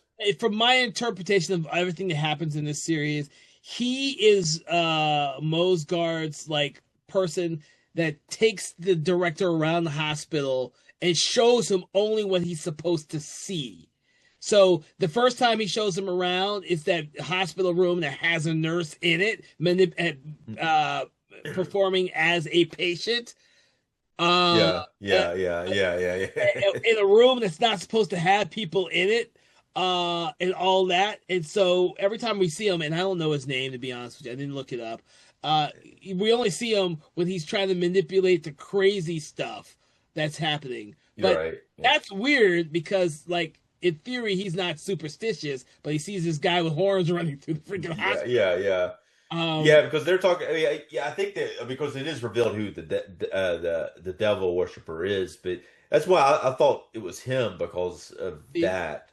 And I guess I never really didn't think it was him. I was like, but it's never revealed to be him either. So I guess it's odd in the credits. He's actually in the opening credits. He's billed before Bob, and Bob's in it more than he is. I think Yeah, because we see Bob just walk around the hospital by himself a lot as well, and you think that the other guy would be with him all the time. But I think he's only with him to give him official tours or walkthroughs of certain spaces, and Bob just has free reign after that, which kind of seems like it kind of defeats the point. If Bob sees stuff, he's Yeah. But that's one of those things in this series. I just, it was much more fun to see the other guy hiding stuff from Bob, and Bob just never really, get really in. Like when he gets to the very end of the series and he's watching the gambling, instead of calling him out, he gets manipulated into being part of the crowd. Well, that one orderly that's really big, like, comes up to him and he threatens him, and so he has to like go along with it, so he don't because he's worried the guy's gonna beat him up, I was like, well, if you're like the director of the hospital, don't you have a little bit of backbone? Yeah. It works for you, but it's fun. It's funny. Yeah. That's one of the that's the thing. Like sometimes just to be funny, things like that happen. So it's So I was trying to wait as long as I could to see how we wanted to address the fate of little brother before moving on to Drews or Bondo. So I mean, I guess it doesn't necessarily. I mean, might as well talk about what eventually happens. But he starts wanting her to kill him. Yes, and like he wants to die. Hook actually comes in and almost kills him at one point, and she stops Hook from killing him. Mm-hmm. Hook is his big thing here. It seems to be the thing that's driving him is patients who are going to die anyway, and they're suffering. He seems like with this zombie like potion he seems to be wanting to take them out of the hospital. Mm-hmm. And that seems to be his biggest draw from what the zombie thing is, which is his previous, like before that he was actually keeping track of anyone who accidentally hurt or killed somebody. Yes, and in a way saying that they were eventually going to have to pay for it in some way. Go ahead. No, go ahead. Yeah. No, well, I get the sense that Hook, after going through the death experience with the zombie potion, has a renewed sense of life, and the thing is that he does not, in my opinion, doesn't like to see either it being wasted or life being wasted on somebody, like the Mona character who is brain dead and is just taking up resources. Little brother, they all know will eventually die, and he's gone through all this pain and suffering because Judith doesn't want him to die. And he's saying he wants to die, but Judith isn't willing to go that extra distance for him. She knows, of course, that Kruger could save him if he just gives in to that temptation. Right. And that's something that they're struggling with. I think that I mean, they're both like, if they wait too long, they might give into it. And so that's why he wants to die. But yeah, she eventually comes to the conclusion that it has to happen.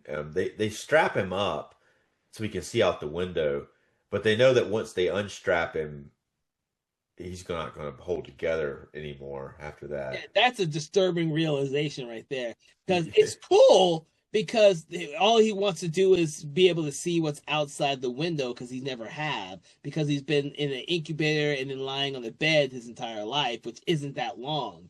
But they give into his wish to be able to see out the window, so they strap him up in this weird harness thing up against the wall, while his limbs, his hands, his feet, his body are still growing and extending. And we get this, it's actually really genius in terms of a storytelling aspect, because we get to see how long he actually is. Yeah. If he was lying down, we kind of missed that, because I didn't really take into consideration how fast he was growing when he went from the incubator to the end of the first episode, until his big long arms came out to touch Judith. I was like, holy shit, he's grown a lot since the very first image we saw of him. Yeah. I mean, noted that. And then, of course, throughout the rest of the episodes, he keeps growing faster and bigger and so on and so forth. But by the end, when Judith realizes that her son's in so much pain, and he is not going to give in to Kruger's demands, she gives into his wishes, but she wants to Christian him and give him a proper name. Shit, what was his name? Oh crap, I wrote it down. Yeah, Frederick. Frederick. Yeah, so, he's Crown Prince is why he wants to be called Frederick. Yeah, so they christen him. She christens him, and she gives him a proper name. And then, of course, at that point, she decides to relieve him of his pain and starts to unstrap him from the wall. And what's devastating is that the weight of his body, his bone density and everything cannot keep up with how fast he's growing. Yeah. His bones and everything just tend to fall. The gravity just... Yeah. It's bad. It's bad too, because she can't just unstrap it all at once. She has to do one arm at a time. Undoes one arm, and the arm starts ripping out of the socket, and it's like one thing at a time, and it's pretty gruesome, pretty horrific. It's pretty gruesome. Really. It's pretty gruesome. Thankfully, we don't see all of the limbs being detached. We just see, like, I think the first two, because he's screaming. Yeah. We cut away. Because that is probably the most devastating thing within the first two series altogether. It's just seeing that, because then the next time we come back to him, we see her standing above him, and he's on the floor, and his body's all mangled, and it's just very great. Yeah. And then she's like, says something like, "Bring my baby back," or something like that. It's "Give me back my child," is what she says, and that is shown through that green point of view. Yeah. And that's one of the last things that we see. Of her. Because she literally is crying out for Kruger to help her bring her baby back. It's like, damn, because she's gone through a lot in this series, despite the fact we see her mostly with her son, little brother. She's gone through a lot emotionally speaking as a character, from not wanting a child to doing nothing and everything for that child. I mean, and they play that one game that they play where they go through his life, had he had a life, and so it's kind of heartbreaking too with that. That was heartbreaking too. Like I said, I like his story. Udo Kier's performance, it's fantastic. But it is tragic. It is completely tragic, and that's part of all of the apocalyptic doomsday stuff that's relayed to us from the Greek chorus, so to speak. But we're not, even though we're kind of anticipating some of this to happen, we're not really prepared for when it actually does, so to speak.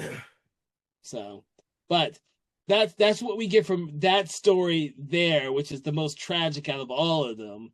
Well, I think most of the stories are pretty tragic because of the way that it ends. We don't realize how tragic it is at this point because we're assuming there's going to be another series. Oh yeah, well yeah.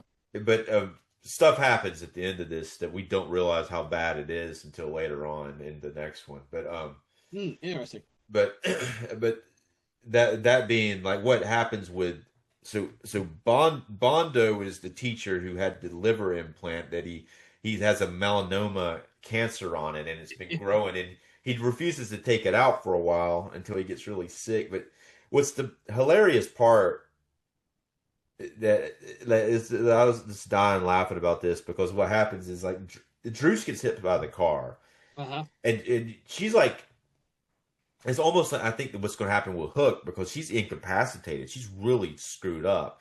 But then they have this healer guy come in there. He's like, I wrote his name down, but it's way far back in the notes. But it's like a healer guy. He's like I don't know where he's from, but he's like he's almost like New Orleans type of guy, but it's a witch doctor. Witch doctor, yeah.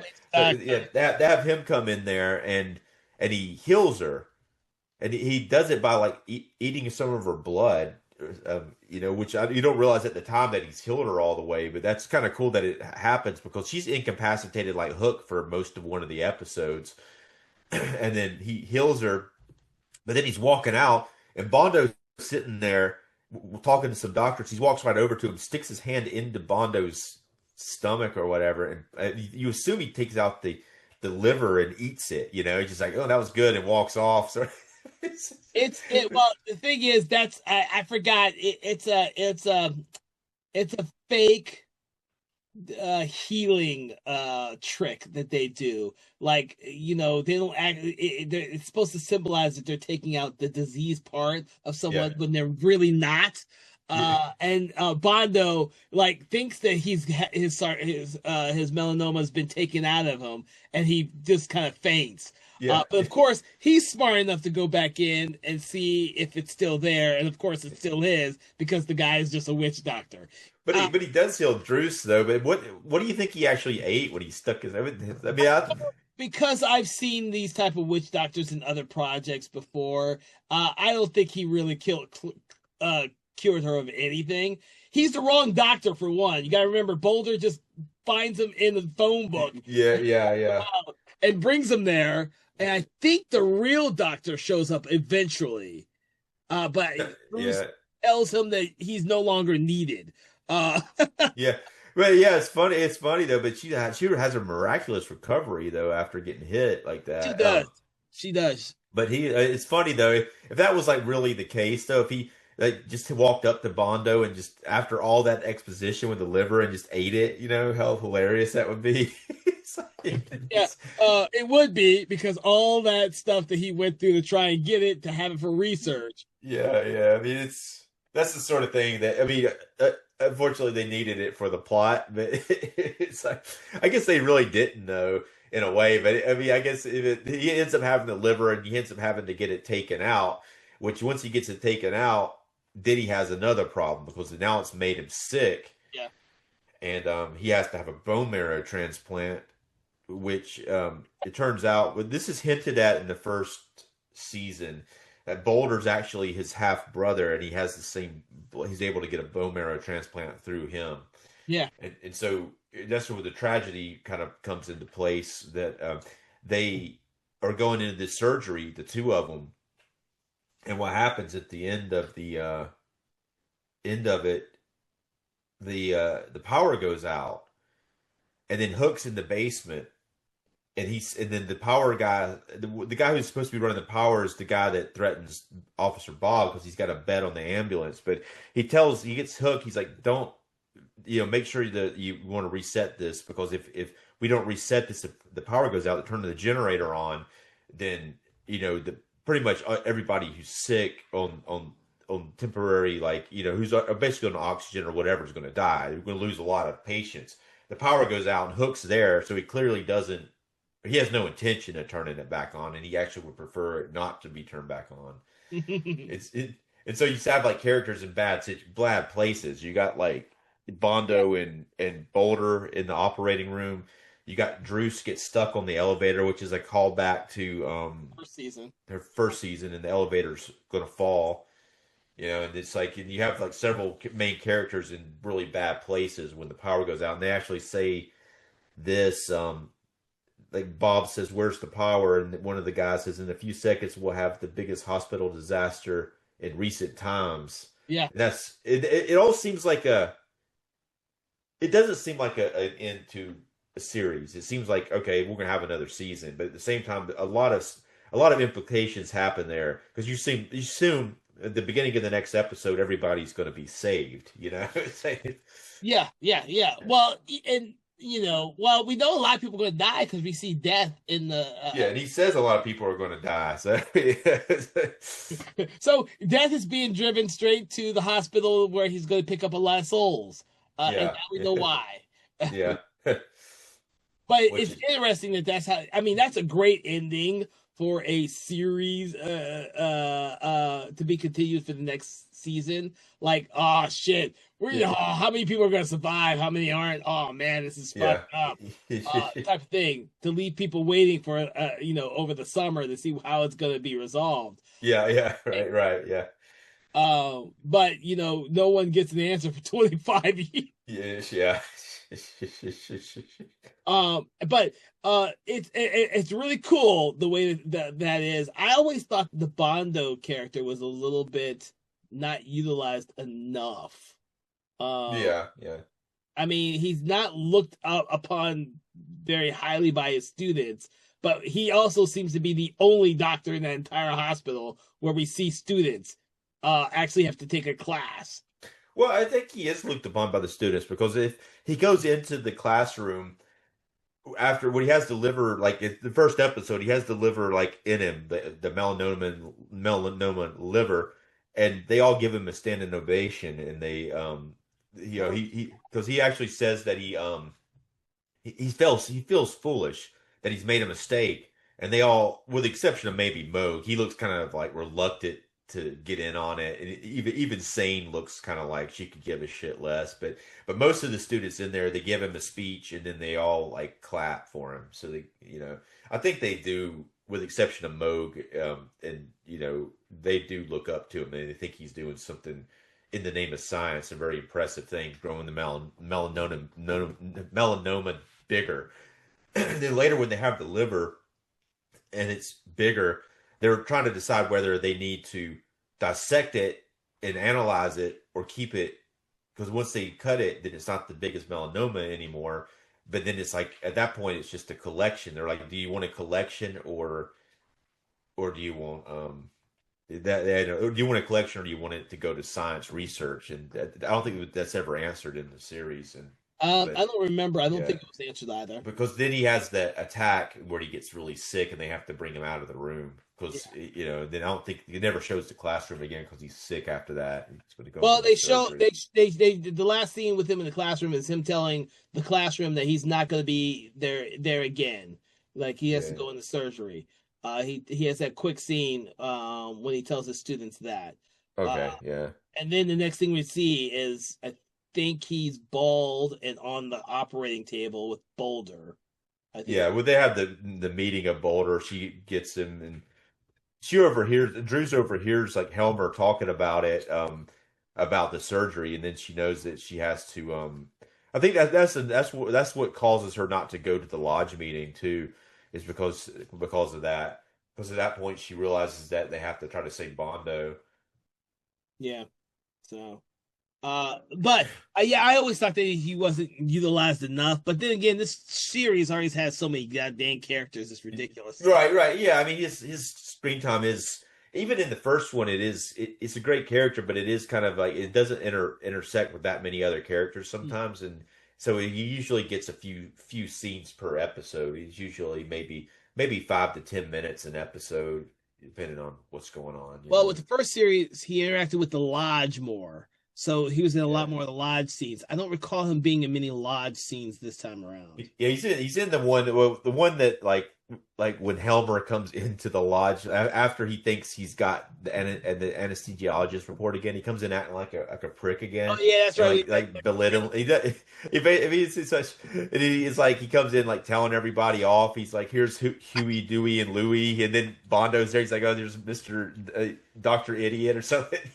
Yeah, dude. And then Rigmore comes in there and shows him a new, yeah. Yeah. It Bob, kind of that same thing happened before, but it's funny the way he goes through these different cycles of like it's just like you can't just get the report and be happy with it. He has to go in there and rub it in everybody's face. But it's funny, but like the report itself, how is that like such a big victory for him though? Because the cops are still after him and all this other stuff, and it's like he comes in, acts like he acts like one of those people who won the lottery and go in there and shit on their boss's desk or something, It's like that's a good reference too. Yeah, yeah.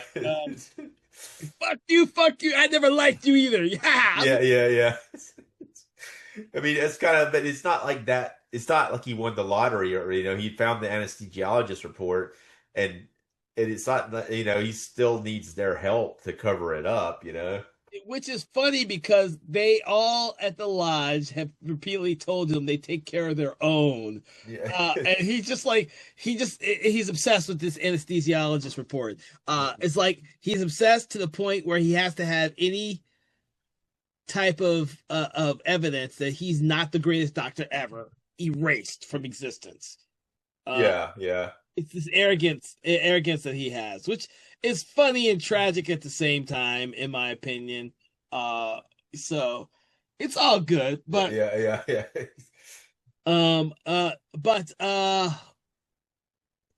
Did we talk enough about Hook before we get to Drews? Because Drews is our big main character that I want to save for last.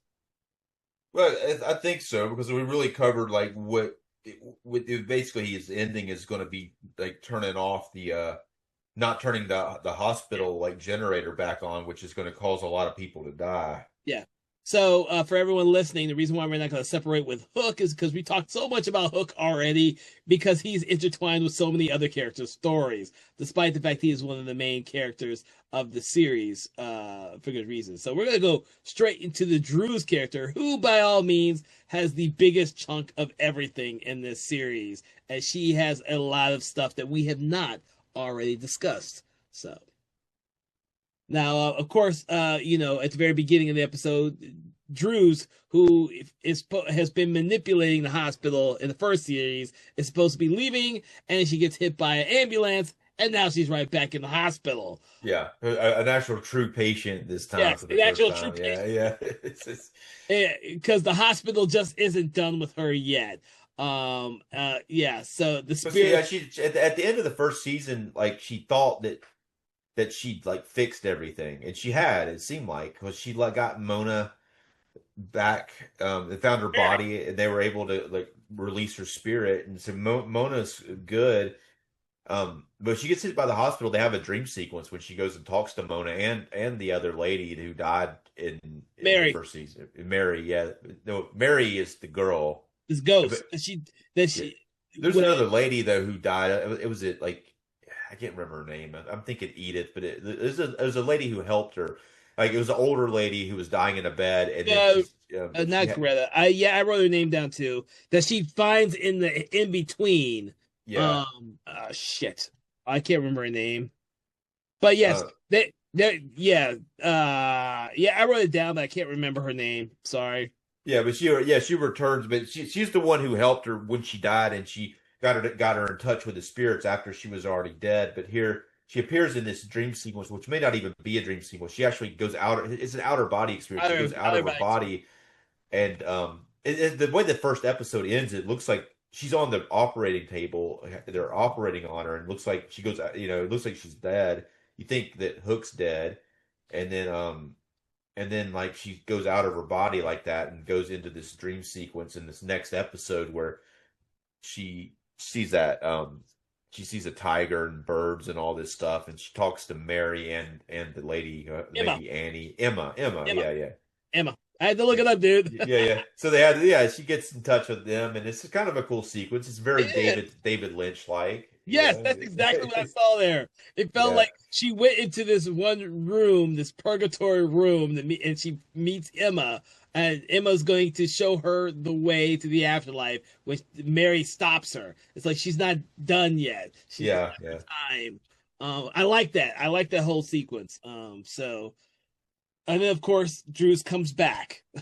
yeah, yeah. She has to come back to the hospital. What's funny is that kind of leads that tiger thing. It leads to like her getting Boulder to go into a dream thing later. But it was funny though because it's part of Boulder has like a I guess part of his porn magazine is like what that image is from with the tiger, and he ends up getting the porn magazine at one point, and he's holding it, and then Moose Guard, who's some reason gets involved with like part of his first thing he does is like with the therapy he wants to get into like these statues of like kind of like porn statues, and he has like a dildo at one point or statue of a penis or something, but it erotica, I guess, is what it's Erotica. called. Yeah, He erotica. calls it Yeah, erotica. Yeah, yeah, he's supposed to. That's his first thing he gets into, and he ends up getting the dildo. yeah, But kind of forgets he has it when he meets up with Rigmore, and of course he yeah, hides behind a curtain with it, and of course we see the shadow of yeah, him yeah. holding the dildo. And That's like one of the yeah, that's one of the silliest scenes because it's that's like something out of like Hot Shots or something, you know? it is, but Mosgard is the character where that all happens all the time to him. He gets in these Yeah, weird situations like that. but it looks Uh, like yeah, it looks like he's like got his like dick out, like you know, and he's like wanting to show it to her, and she's just like, okay, I'm leaving, you know? It's Well, it doesn't get any better when Helmer shows up and does something similar right behind him too. yeah, yeah. But then, but then, yeah, but then in that scene, like, so Boulder's got the magazine, and then Mosgard comes in, and she's like, "Oh, I know that magazine." And he sits there and has a really awkward conversation with them about the magazine and how good it is.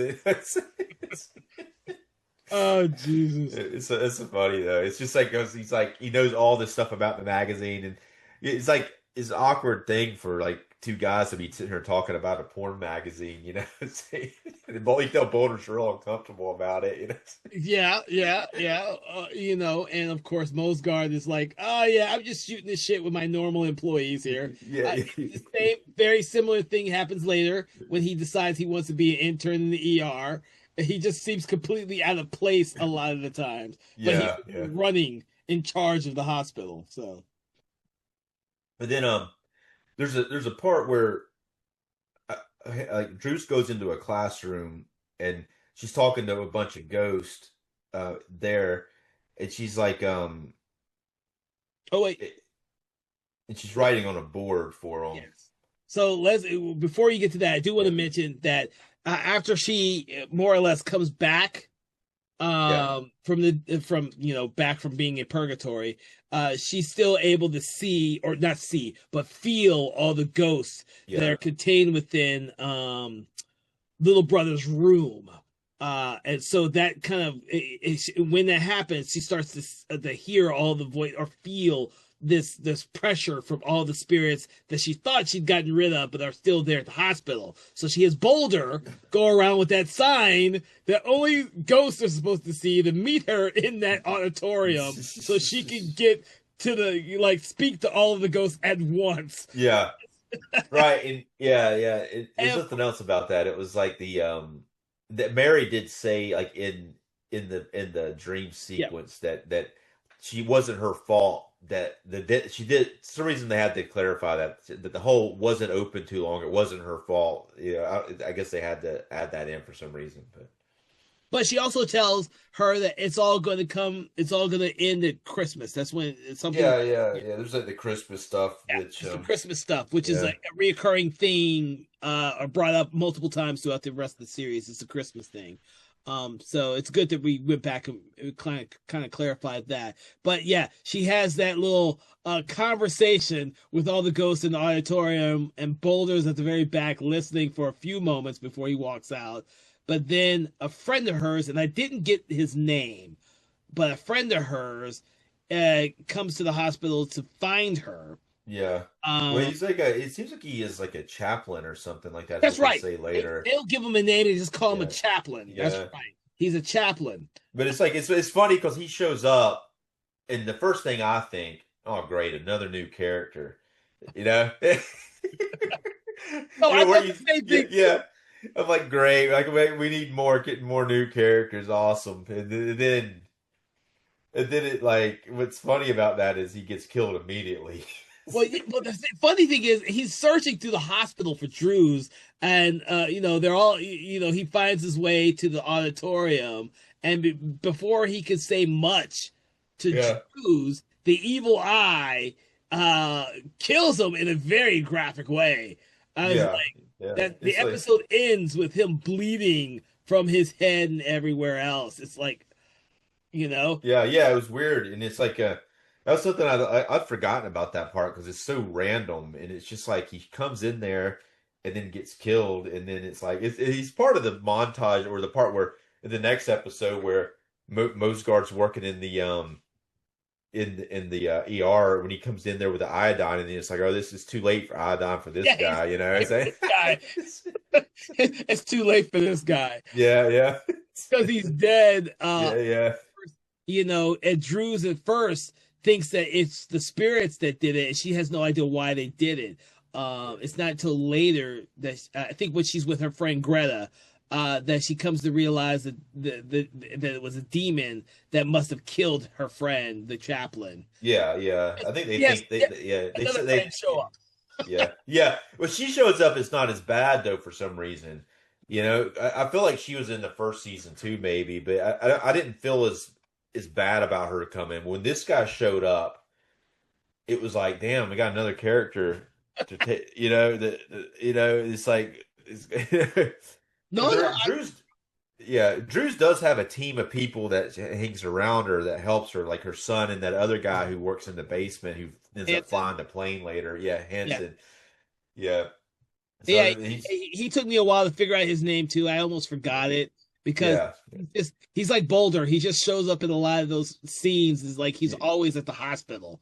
Right. It rarely says his name. It says Boulder's name a lot, but it rarely says Hanson's name. Yeah. I wrote it down too, but it was definitely one of those where I was just like, I don't know what his name is Mhm. for a long period of time. So, and then wait, where did I get out to? Uh, she and Greta come across the Aj Kruger's demon self. But then now she's on this like crusade. I can't remember what drives her to go to see the hospital from above in the airplane. Do you remember? Well, yeah, yeah. What she said, it's something about the thermal energy, and she calls the weather station to ask them to, or Oh, meteorologist to check it above the hospital. There's some kind of thermal like heat wind thing that's happening just above the hospital that she wants to see yeah. up close with So it. she reluctantly gets Hanson to reveal the detail that he used to be a pilot. Well, he's actually what Boulder doesn't like it, but Hanson is really into it. You know, he's like which he apparently didn't do very good. He didn't pass his test. He crashed on his test, which you don't find out later. Yeah, it's hilarious about the character because Yeah, he's always around when Drews and Boulder are in the bowels of the hospital. And just to clarify, Drews spends a lot of time in the corridors and the second levels and underground of this hospital. We yeah, see more corridors in this series than we did in the first one. Like it almost seems like the corridors are endless in this series here. Like the hospital is just fucking huge. yeah. And so it's very Yeah, interesting. yeah. She But calls them. I found my notes on this. So the winds over the hospital. She calls them thermal hot air columns. mm, That's what she wants to fly the plane to go check it out. So Yeah. Which is kind of strange because and that's because she experiences that storm inside the hospital. Now, through this yeah, entire series, there's been these storms that they just cut to. Now, there may be someone that sees these storms or experience these storms, but whenever the evil eye is around, there's always these random storms through there's the a bunch of wind in the damn hall of the yeah, hospital and knocking people down and shit. they're just random. Yeah, It's yeah, cool, but it's really yeah. But this is actually I wrote this down in between when she's like before they go to fly. Because there's like a scene with the dishwashers, and there's a line that they say. They said it will be quiet on heaven and earth when the big child dies, referring to little brother. yeah. So they're saying like it's basically they're going to bring on some type of apocalypse. They're thinking once he dies. Yeah, yeah. But they do go up in the air above the hospital, and for a while there, they don't experience anything until they turn off the engine and kind of like glide so that Drews can kind of feel for these little thermal hot pockets. And of course, Yeah, but suddenly like it becomes engulfed with a fog, and they can't see. They're like inside of what it looks like at that point. It's kind of like when in the opening credits when it talks about under the hospital and the bleaching ponds and all the yeah. mist. It's kind of like that's. I think they're in that area when in that part. And that's really the only time we see that in this season. Hmm. Yeah, I But took notice of that too. Yeah. yeah, but it's kind of cool that which breaks the damn airplane in half. That's like the end of one of the episodes. I think in Yeah. the episode 7, and they're crashing, and it's like holy shit, they're crashing. Yeah. They just Well, broke which is funny because in Helmer's car, the tail end of the airplane falls and lands on his car, destroys it. It's like yeah, that little car. so yeah, the little car, yet another car of his has been destroyed Yeah, or mangled. It's all it's all in good fun with Helmer. yeah. But it's No, you know what? I'm mistaken about that. Actually, like I was thinking of a little car, but here's actually what happens. Like he gets a brand new Volvo. That's how the guy gets him to sign the subpoena because he's there with the car, acting like he's there with the car, and he gets him to sign the subpoena. yeah, And then yeah. Do I know? I must have missed that. I don't remember him Yeah. signing. Okay. Yeah. That's how the guy's like. I guess it's his new Volvo, but the guy's sitting there with it. He's like, "Oh, sign this for the Volvo," and he signs it, and the guy's like, "Oh, thanks. I'll see you in court." And then it goes away. But then that's when the airplane tail lands on the Volvo and destroys it. It's like a brand new car he just had gotten. Which it's kind of messed up. I mean, it kind of messes the joke up a little bit that he signed the thing too, because it's kind of like, did he really sign the Volvo paperwork or not? It's kind of hard to say. I was going back. I am odd to say that I must have missed that. It's the beginning of the last episode 8. It's like the very first scene of it. Of course But it was. it's Of course. just, No, my disc for the block set, I had to skip past that and go straight to the credits. So I did not see that scene, unfortunately. yeah. Yes, I had my disc had a problem with it. I'm Well, fine. I said, "Oh, it's just the beginning. I just won't." yeah.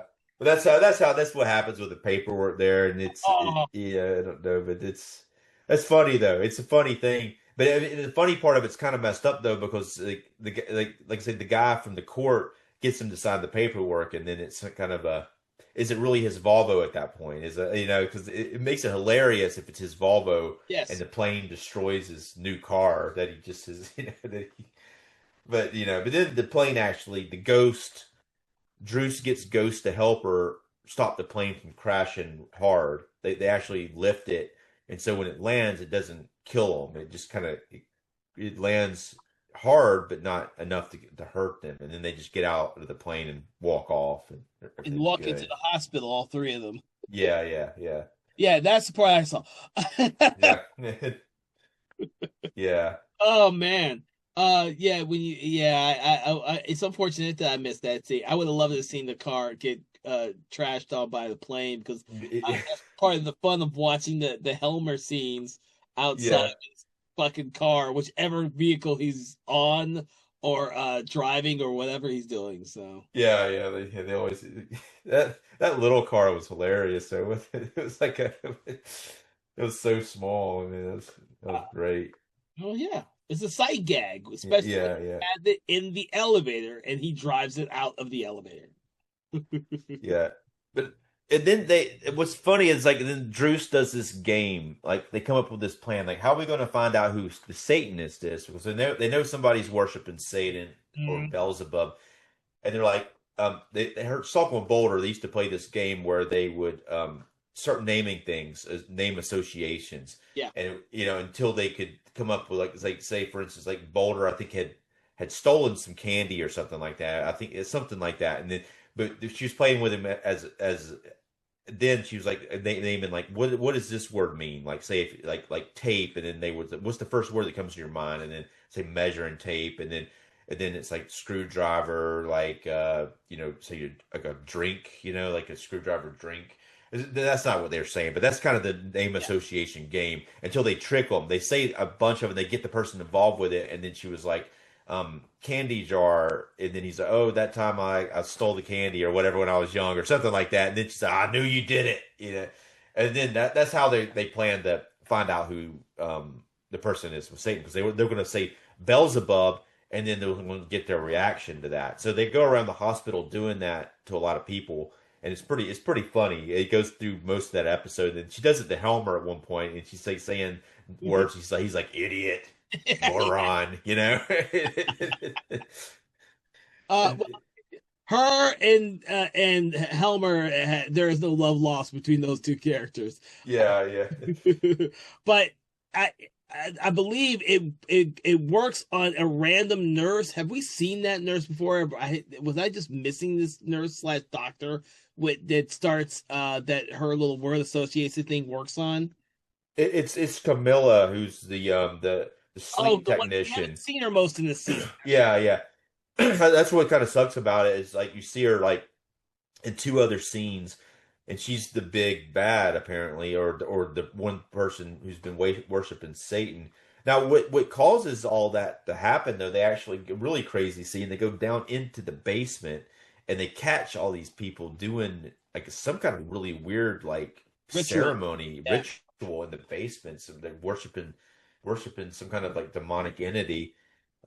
There's a lot of people, and they're all in robes, and she follows one of them up, and that's why they have to start trying to figure out what that is. They also have that dream sequence. I think that she has Boulder go in to like a hypnosis sort of thing and go into this weird dream to figure some of that out, and that's when he finds it's when he finds the tiger. He has a dream with the tiger and all that, which is like the hospital. I guess the hospital's sick. The tiger has a bloody claw, which the tiger is representing in the hospital, and so they know that the hospital's sick and they need to heal it. Yeah, yeah. It's interesting that the title of the Kingdom Hospital, Riget, sadly, Yeah. is spelled backwards as tiger, and of course that plays into that whole thing. I thought that was kind of clever. Yeah. And And of course, that's something that Boulder knows a lot. Can readily recognize as a tiger. So we get yeah, the simplest guy to use for this whole sequence. what's funny, it's actually they make it fairly comical because he's in there and she get like there's a what is it, a serpent or snake or something, and she's like turn into something to fend yourself off, and he turns himself into a penguin, which Penguin. is like, and she's like, why on earth would you change it into a Well, we see that penguin? sequence where he's flapping his arms up and down, Yeah. himself into a penguin Yeah. because the penguins flap his arms up and down, and it's hilarious. I was thinking that the tiger was just going to eat the penguin at some point, but that doesn't really happen. Yeah. Or But he wakes up and gets out of it. I guess it might have been really bad had the snake eaten it. With the tiger, like is the tiger's the one doing it, but the tiger actually is the hospital though. yeah, so But yeah, there's also birds and a snake, and the snake is what's endangering the hospital. I'm not sure exactly what the birds mean. Um, I seem to want to think that they mentioned it earlier, but I yeah, can't remember. I've forgotten. I didn't write that down. I know I didn't write that down. Yeah, and that's why she has to get the poster, and when she gets the poster from the porn magazine, then she sees that's when she sees the tiger's wounded, and they have to that I mean that's I guess and then they start to look for the what's causing the hospital to be wounded, So and that's when they end up with the Satan thing, and then the when they trick her and she says Beelzebub, and she's like Grand Duke yeah, is her response. It actually has Grand Duke in the 2025. William Dafoe plays him in it. It's pretty awesome. I'll need to go back and uh well, we're gonna watch the third part of this, but I Yeah, need to go back and watch Kingdom Hospital as well. I could only find that on DVD. I did buy it off of eBay. It was really hard to find, but I got a pretty reasonably price off of eBay. They don't have a good copy of it at this point, other than the DVD, which is okay. It's not the worst copy, but it's okay. Most of his TV miniseries and series are only on DVD. I don't Yeah, think that a lot of them have been ported over to Blu-ray or anything more than Blu-ray. but they've been starting to do some of them. They got like Shining. They got another one. I'm trying The to remember what it was. famous ones. Yeah, You know, there's like 100+ adaptations of Stephen King material, and a whole shit ton of them have not been yeah. upgraded past DVD. So, Right. There's like Langoliers and where's that one? I have a VHS copy of it actually. It's like what, oh man, the one where oh man, it's like the guy who's in a snowbound type of thing it's oh, kind of Storm the and Sensei. devil. Storm of the Century. Yeah. So that one's kind of interesting. It's been a while Oh, since I I saw love it. that one. Yeah. I'm not sure if that's on Blu-ray though. I think that's only on I don't think. DVD. Yeah. It's only maybe DVD, but yeah. Yeah, well, yeah, it's on DVD. I haven't gotten it yet. I haven't rebought it. I had it on VHS. I just haven't rebought it for DVD yet. I have to be in the mood. His series, I have to be in the mood to rewatch. So there's no reason for me to buy it until I'm ready to, unless I get. Yeah. Unless they get an upgraded version, which hopefully they'll do some of the other ones. They're having like Salem's not the original one. They have an Arrow 4K coming out of that one. Well, yeah, because Later this they month. rescreened that either last year or this year in the 4K version, dude. So I'm not Yeah, surprised about that. it's coming out though. I've already ordered it. It's coming like Yeah. later this month. I'll be checking that one out. Yeah, I'm trying to remember because I actually wanted to go see that at the theater, but I Yeah, didn't. that'd been awesome to see the theater. Huh? That would have been awesome to see Yeah. that at the theater. Yeah, Yeah. I missed it. So, but where were we at with Drew's?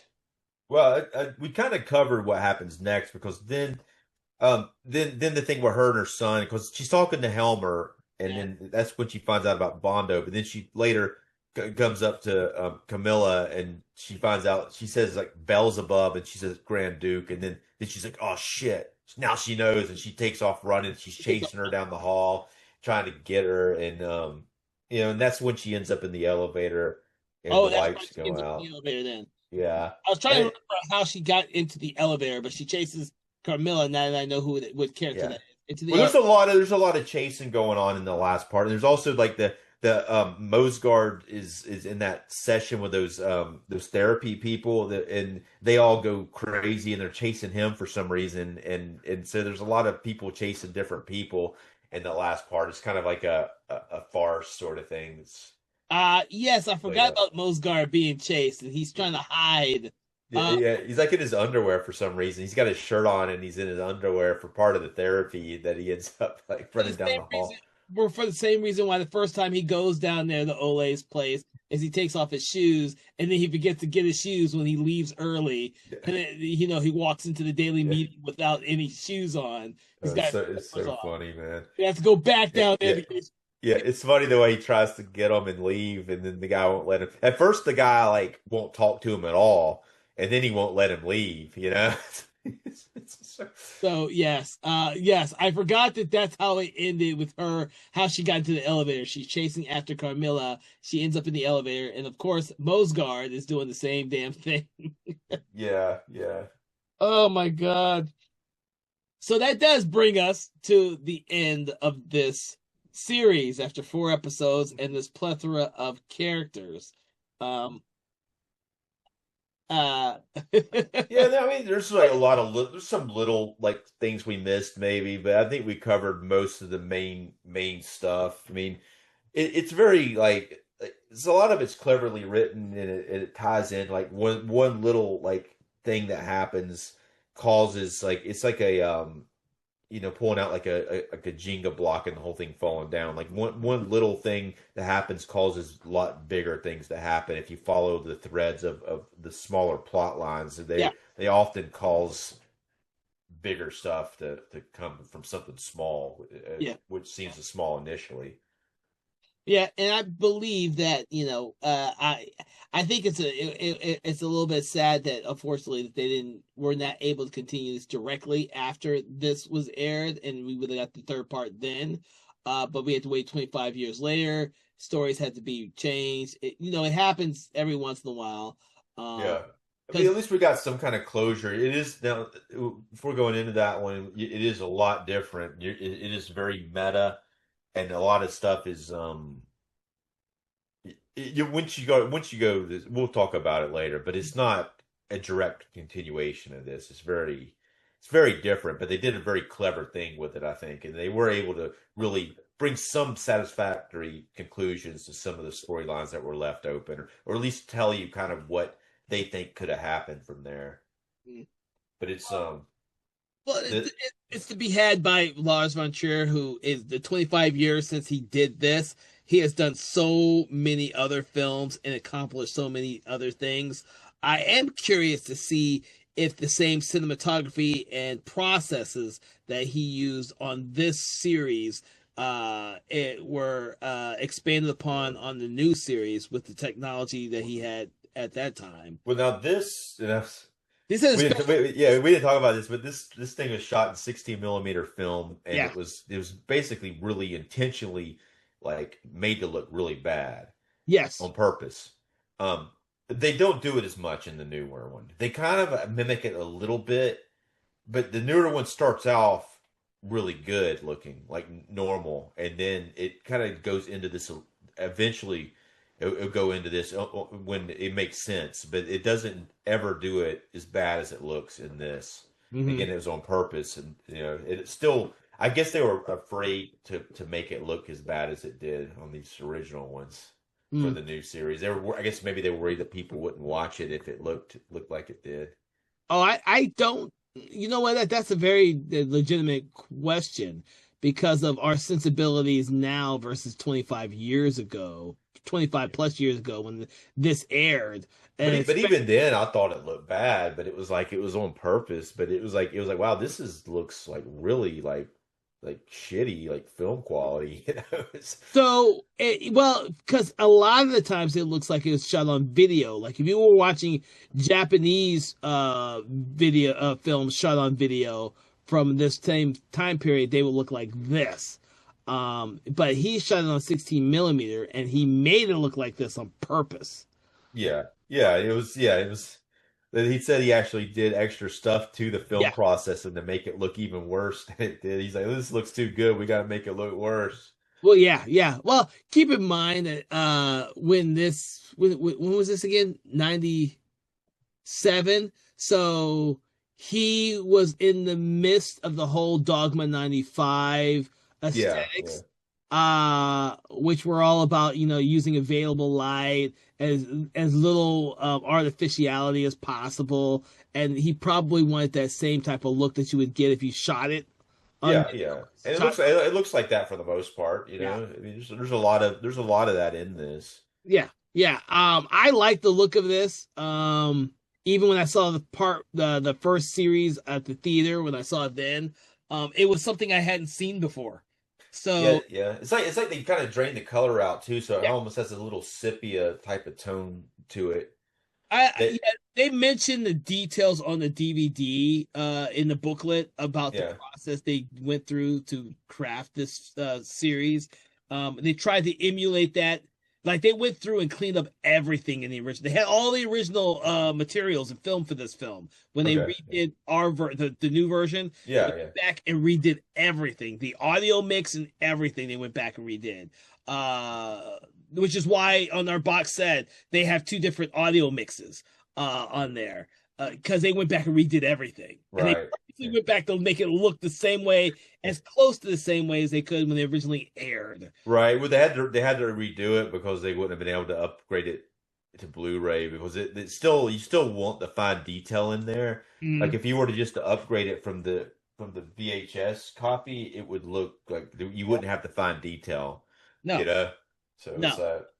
yeah. So yeah, it will be interesting for me since I haven't seen part three, to go over and see how it looks because I am very curious. Yeah, yeah, it's a lot different, but it's we'll talk about it later. But there's some stuff I think they did really good with it, and there's some things that I'm not gonna say bad, but there's some things that I thought was a little like I wish they'd gone a different route. But I think it does put closure to everything though. Yeah. So overall, what did you think about this second series, part two? I mean, I liked it. I thought it was a great continuation of the first one. I wish they'd have been able to do the third one. It definitely like feels like, which is hilarious in a way, just like the first one. It ends with this cliffhanger, and it's like, what next? So I thought it was an appropriate continuation. I thought all the elements were there that we had in the first one. It feels like the first one. They really do callbacks to the first one. They do Yeah. they do a good job with the characters.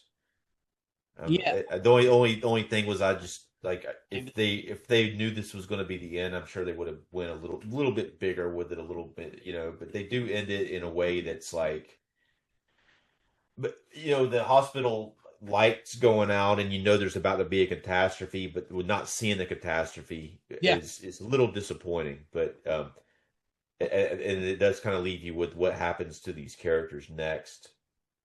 But it's not as like it's not as big as the Twin Peaks ending, which the Twin Peaks had a similar situation where they knew they were getting canceled. So David Lynch like made like the biggest cliffhanger ending of that I think of probably any show, and then it's not as big as that because that's a cliffhanger that you're like holy shit with this one you're like a little like it's a cliffhanger but you don't feel it you don't feel the weight of it like you do with the Twin Peaks one Mm, interesting.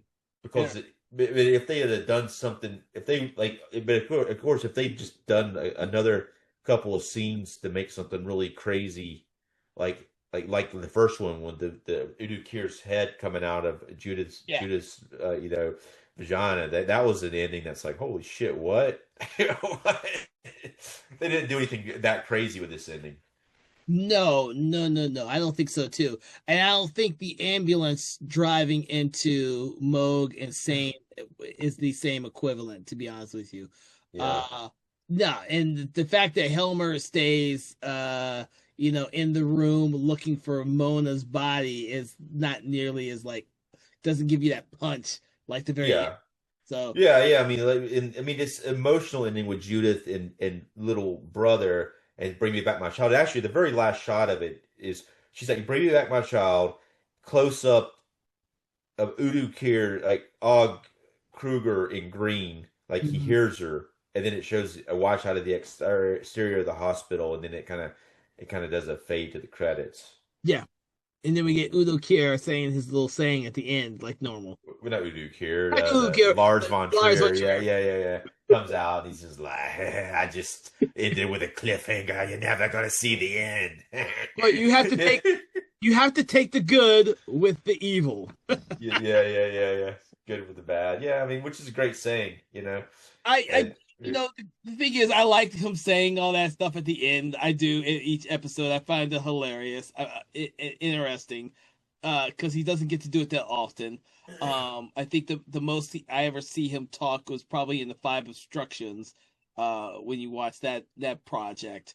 But I overall, after I got past the first episode, because the first episode did drag for me. I enjoyed most of the rest of the series. Um I had no I did I enjoy it as much as the first one? No, but that's because I saw the first one at the theater. I was engulfed in that when I watched it. yeah, This one, I because I was at home watching it, I was not nearly as engulfed, or I would have enjoyed it the a hell of a lot more. That being said, yeah. I will probably enjoy the hell of a lot more the second time I see it, depending on how well I receive the third part, because then I'll decide whether or not I need to go back and rewatch the whole thing again. Yeah. Well, I think it does bring an appropriate conclusion. It's nice that they have it. What do you think? You think ending with this would be better than if they ended with this and we didn't have a third conclusion? A third like series? What would be your thoughts on it after I seeing would this? think this would have been a horrible ending for the series, because it left me with too many questions, and with characters I wanted to know more about. It's like watching an American soap opera for like 4 months every day, Monday through Friday for 4 months, and then ending it on a cliffhanger, and then you never knowing what happens to the characters after that. Even though Right. we know their lives started before I started watching the soap opera, and I know that their lives are going to continue after. I want to watch. I want to see more, because I've been watching it every day for 4 months. Um, and this feels like a soap opera that I can watch and enjoy because it's funny. It's got some gruesome parts in it. The characters I generally like I didn't have a problem with the Christian and Sane character. I just don't like Sane character in this one. Yeah. I'm not like saying not don't have the character in the movie. I'm just saying, But yeah. I mean, actually, I like the actress who's doing it pretty good. You know, yeah. The idea that these hospital workers are fucking manipulating urban legend of the hospital in order the ambulance driving every night at the hospital, and then gambling on it is just fucking hilarious to me.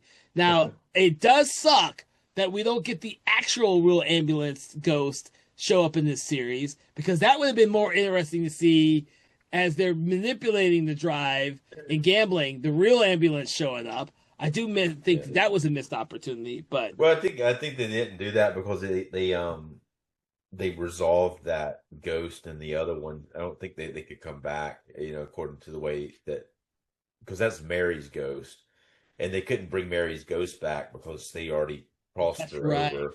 And so if they brought her back, it would kind of undo what was done. That's right. That's right. I had forgotten that element. You're right. You're It's, right. yeah, it's possible too that they did only had one ambulance, and if they like had they'd have to have two to do that. So Keeping the urban legend alive. Keeping the urban yeah. legend alive.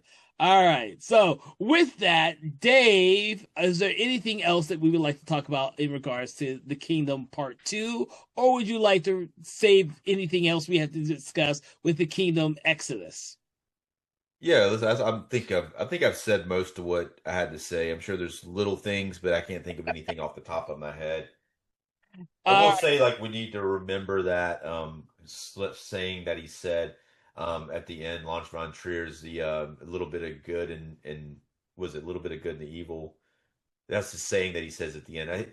I don't feel I feel that he should have brought that into the third one, but he doesn't. But that's the thing I think about the third one once we talk about it. That I think that it was missed. But anyway, Interesting. Okay. With that, I want to thank you, Dave, for joining us on this conversation in horror, in which we discussed Lars von Trier's The Kingdom Part 2.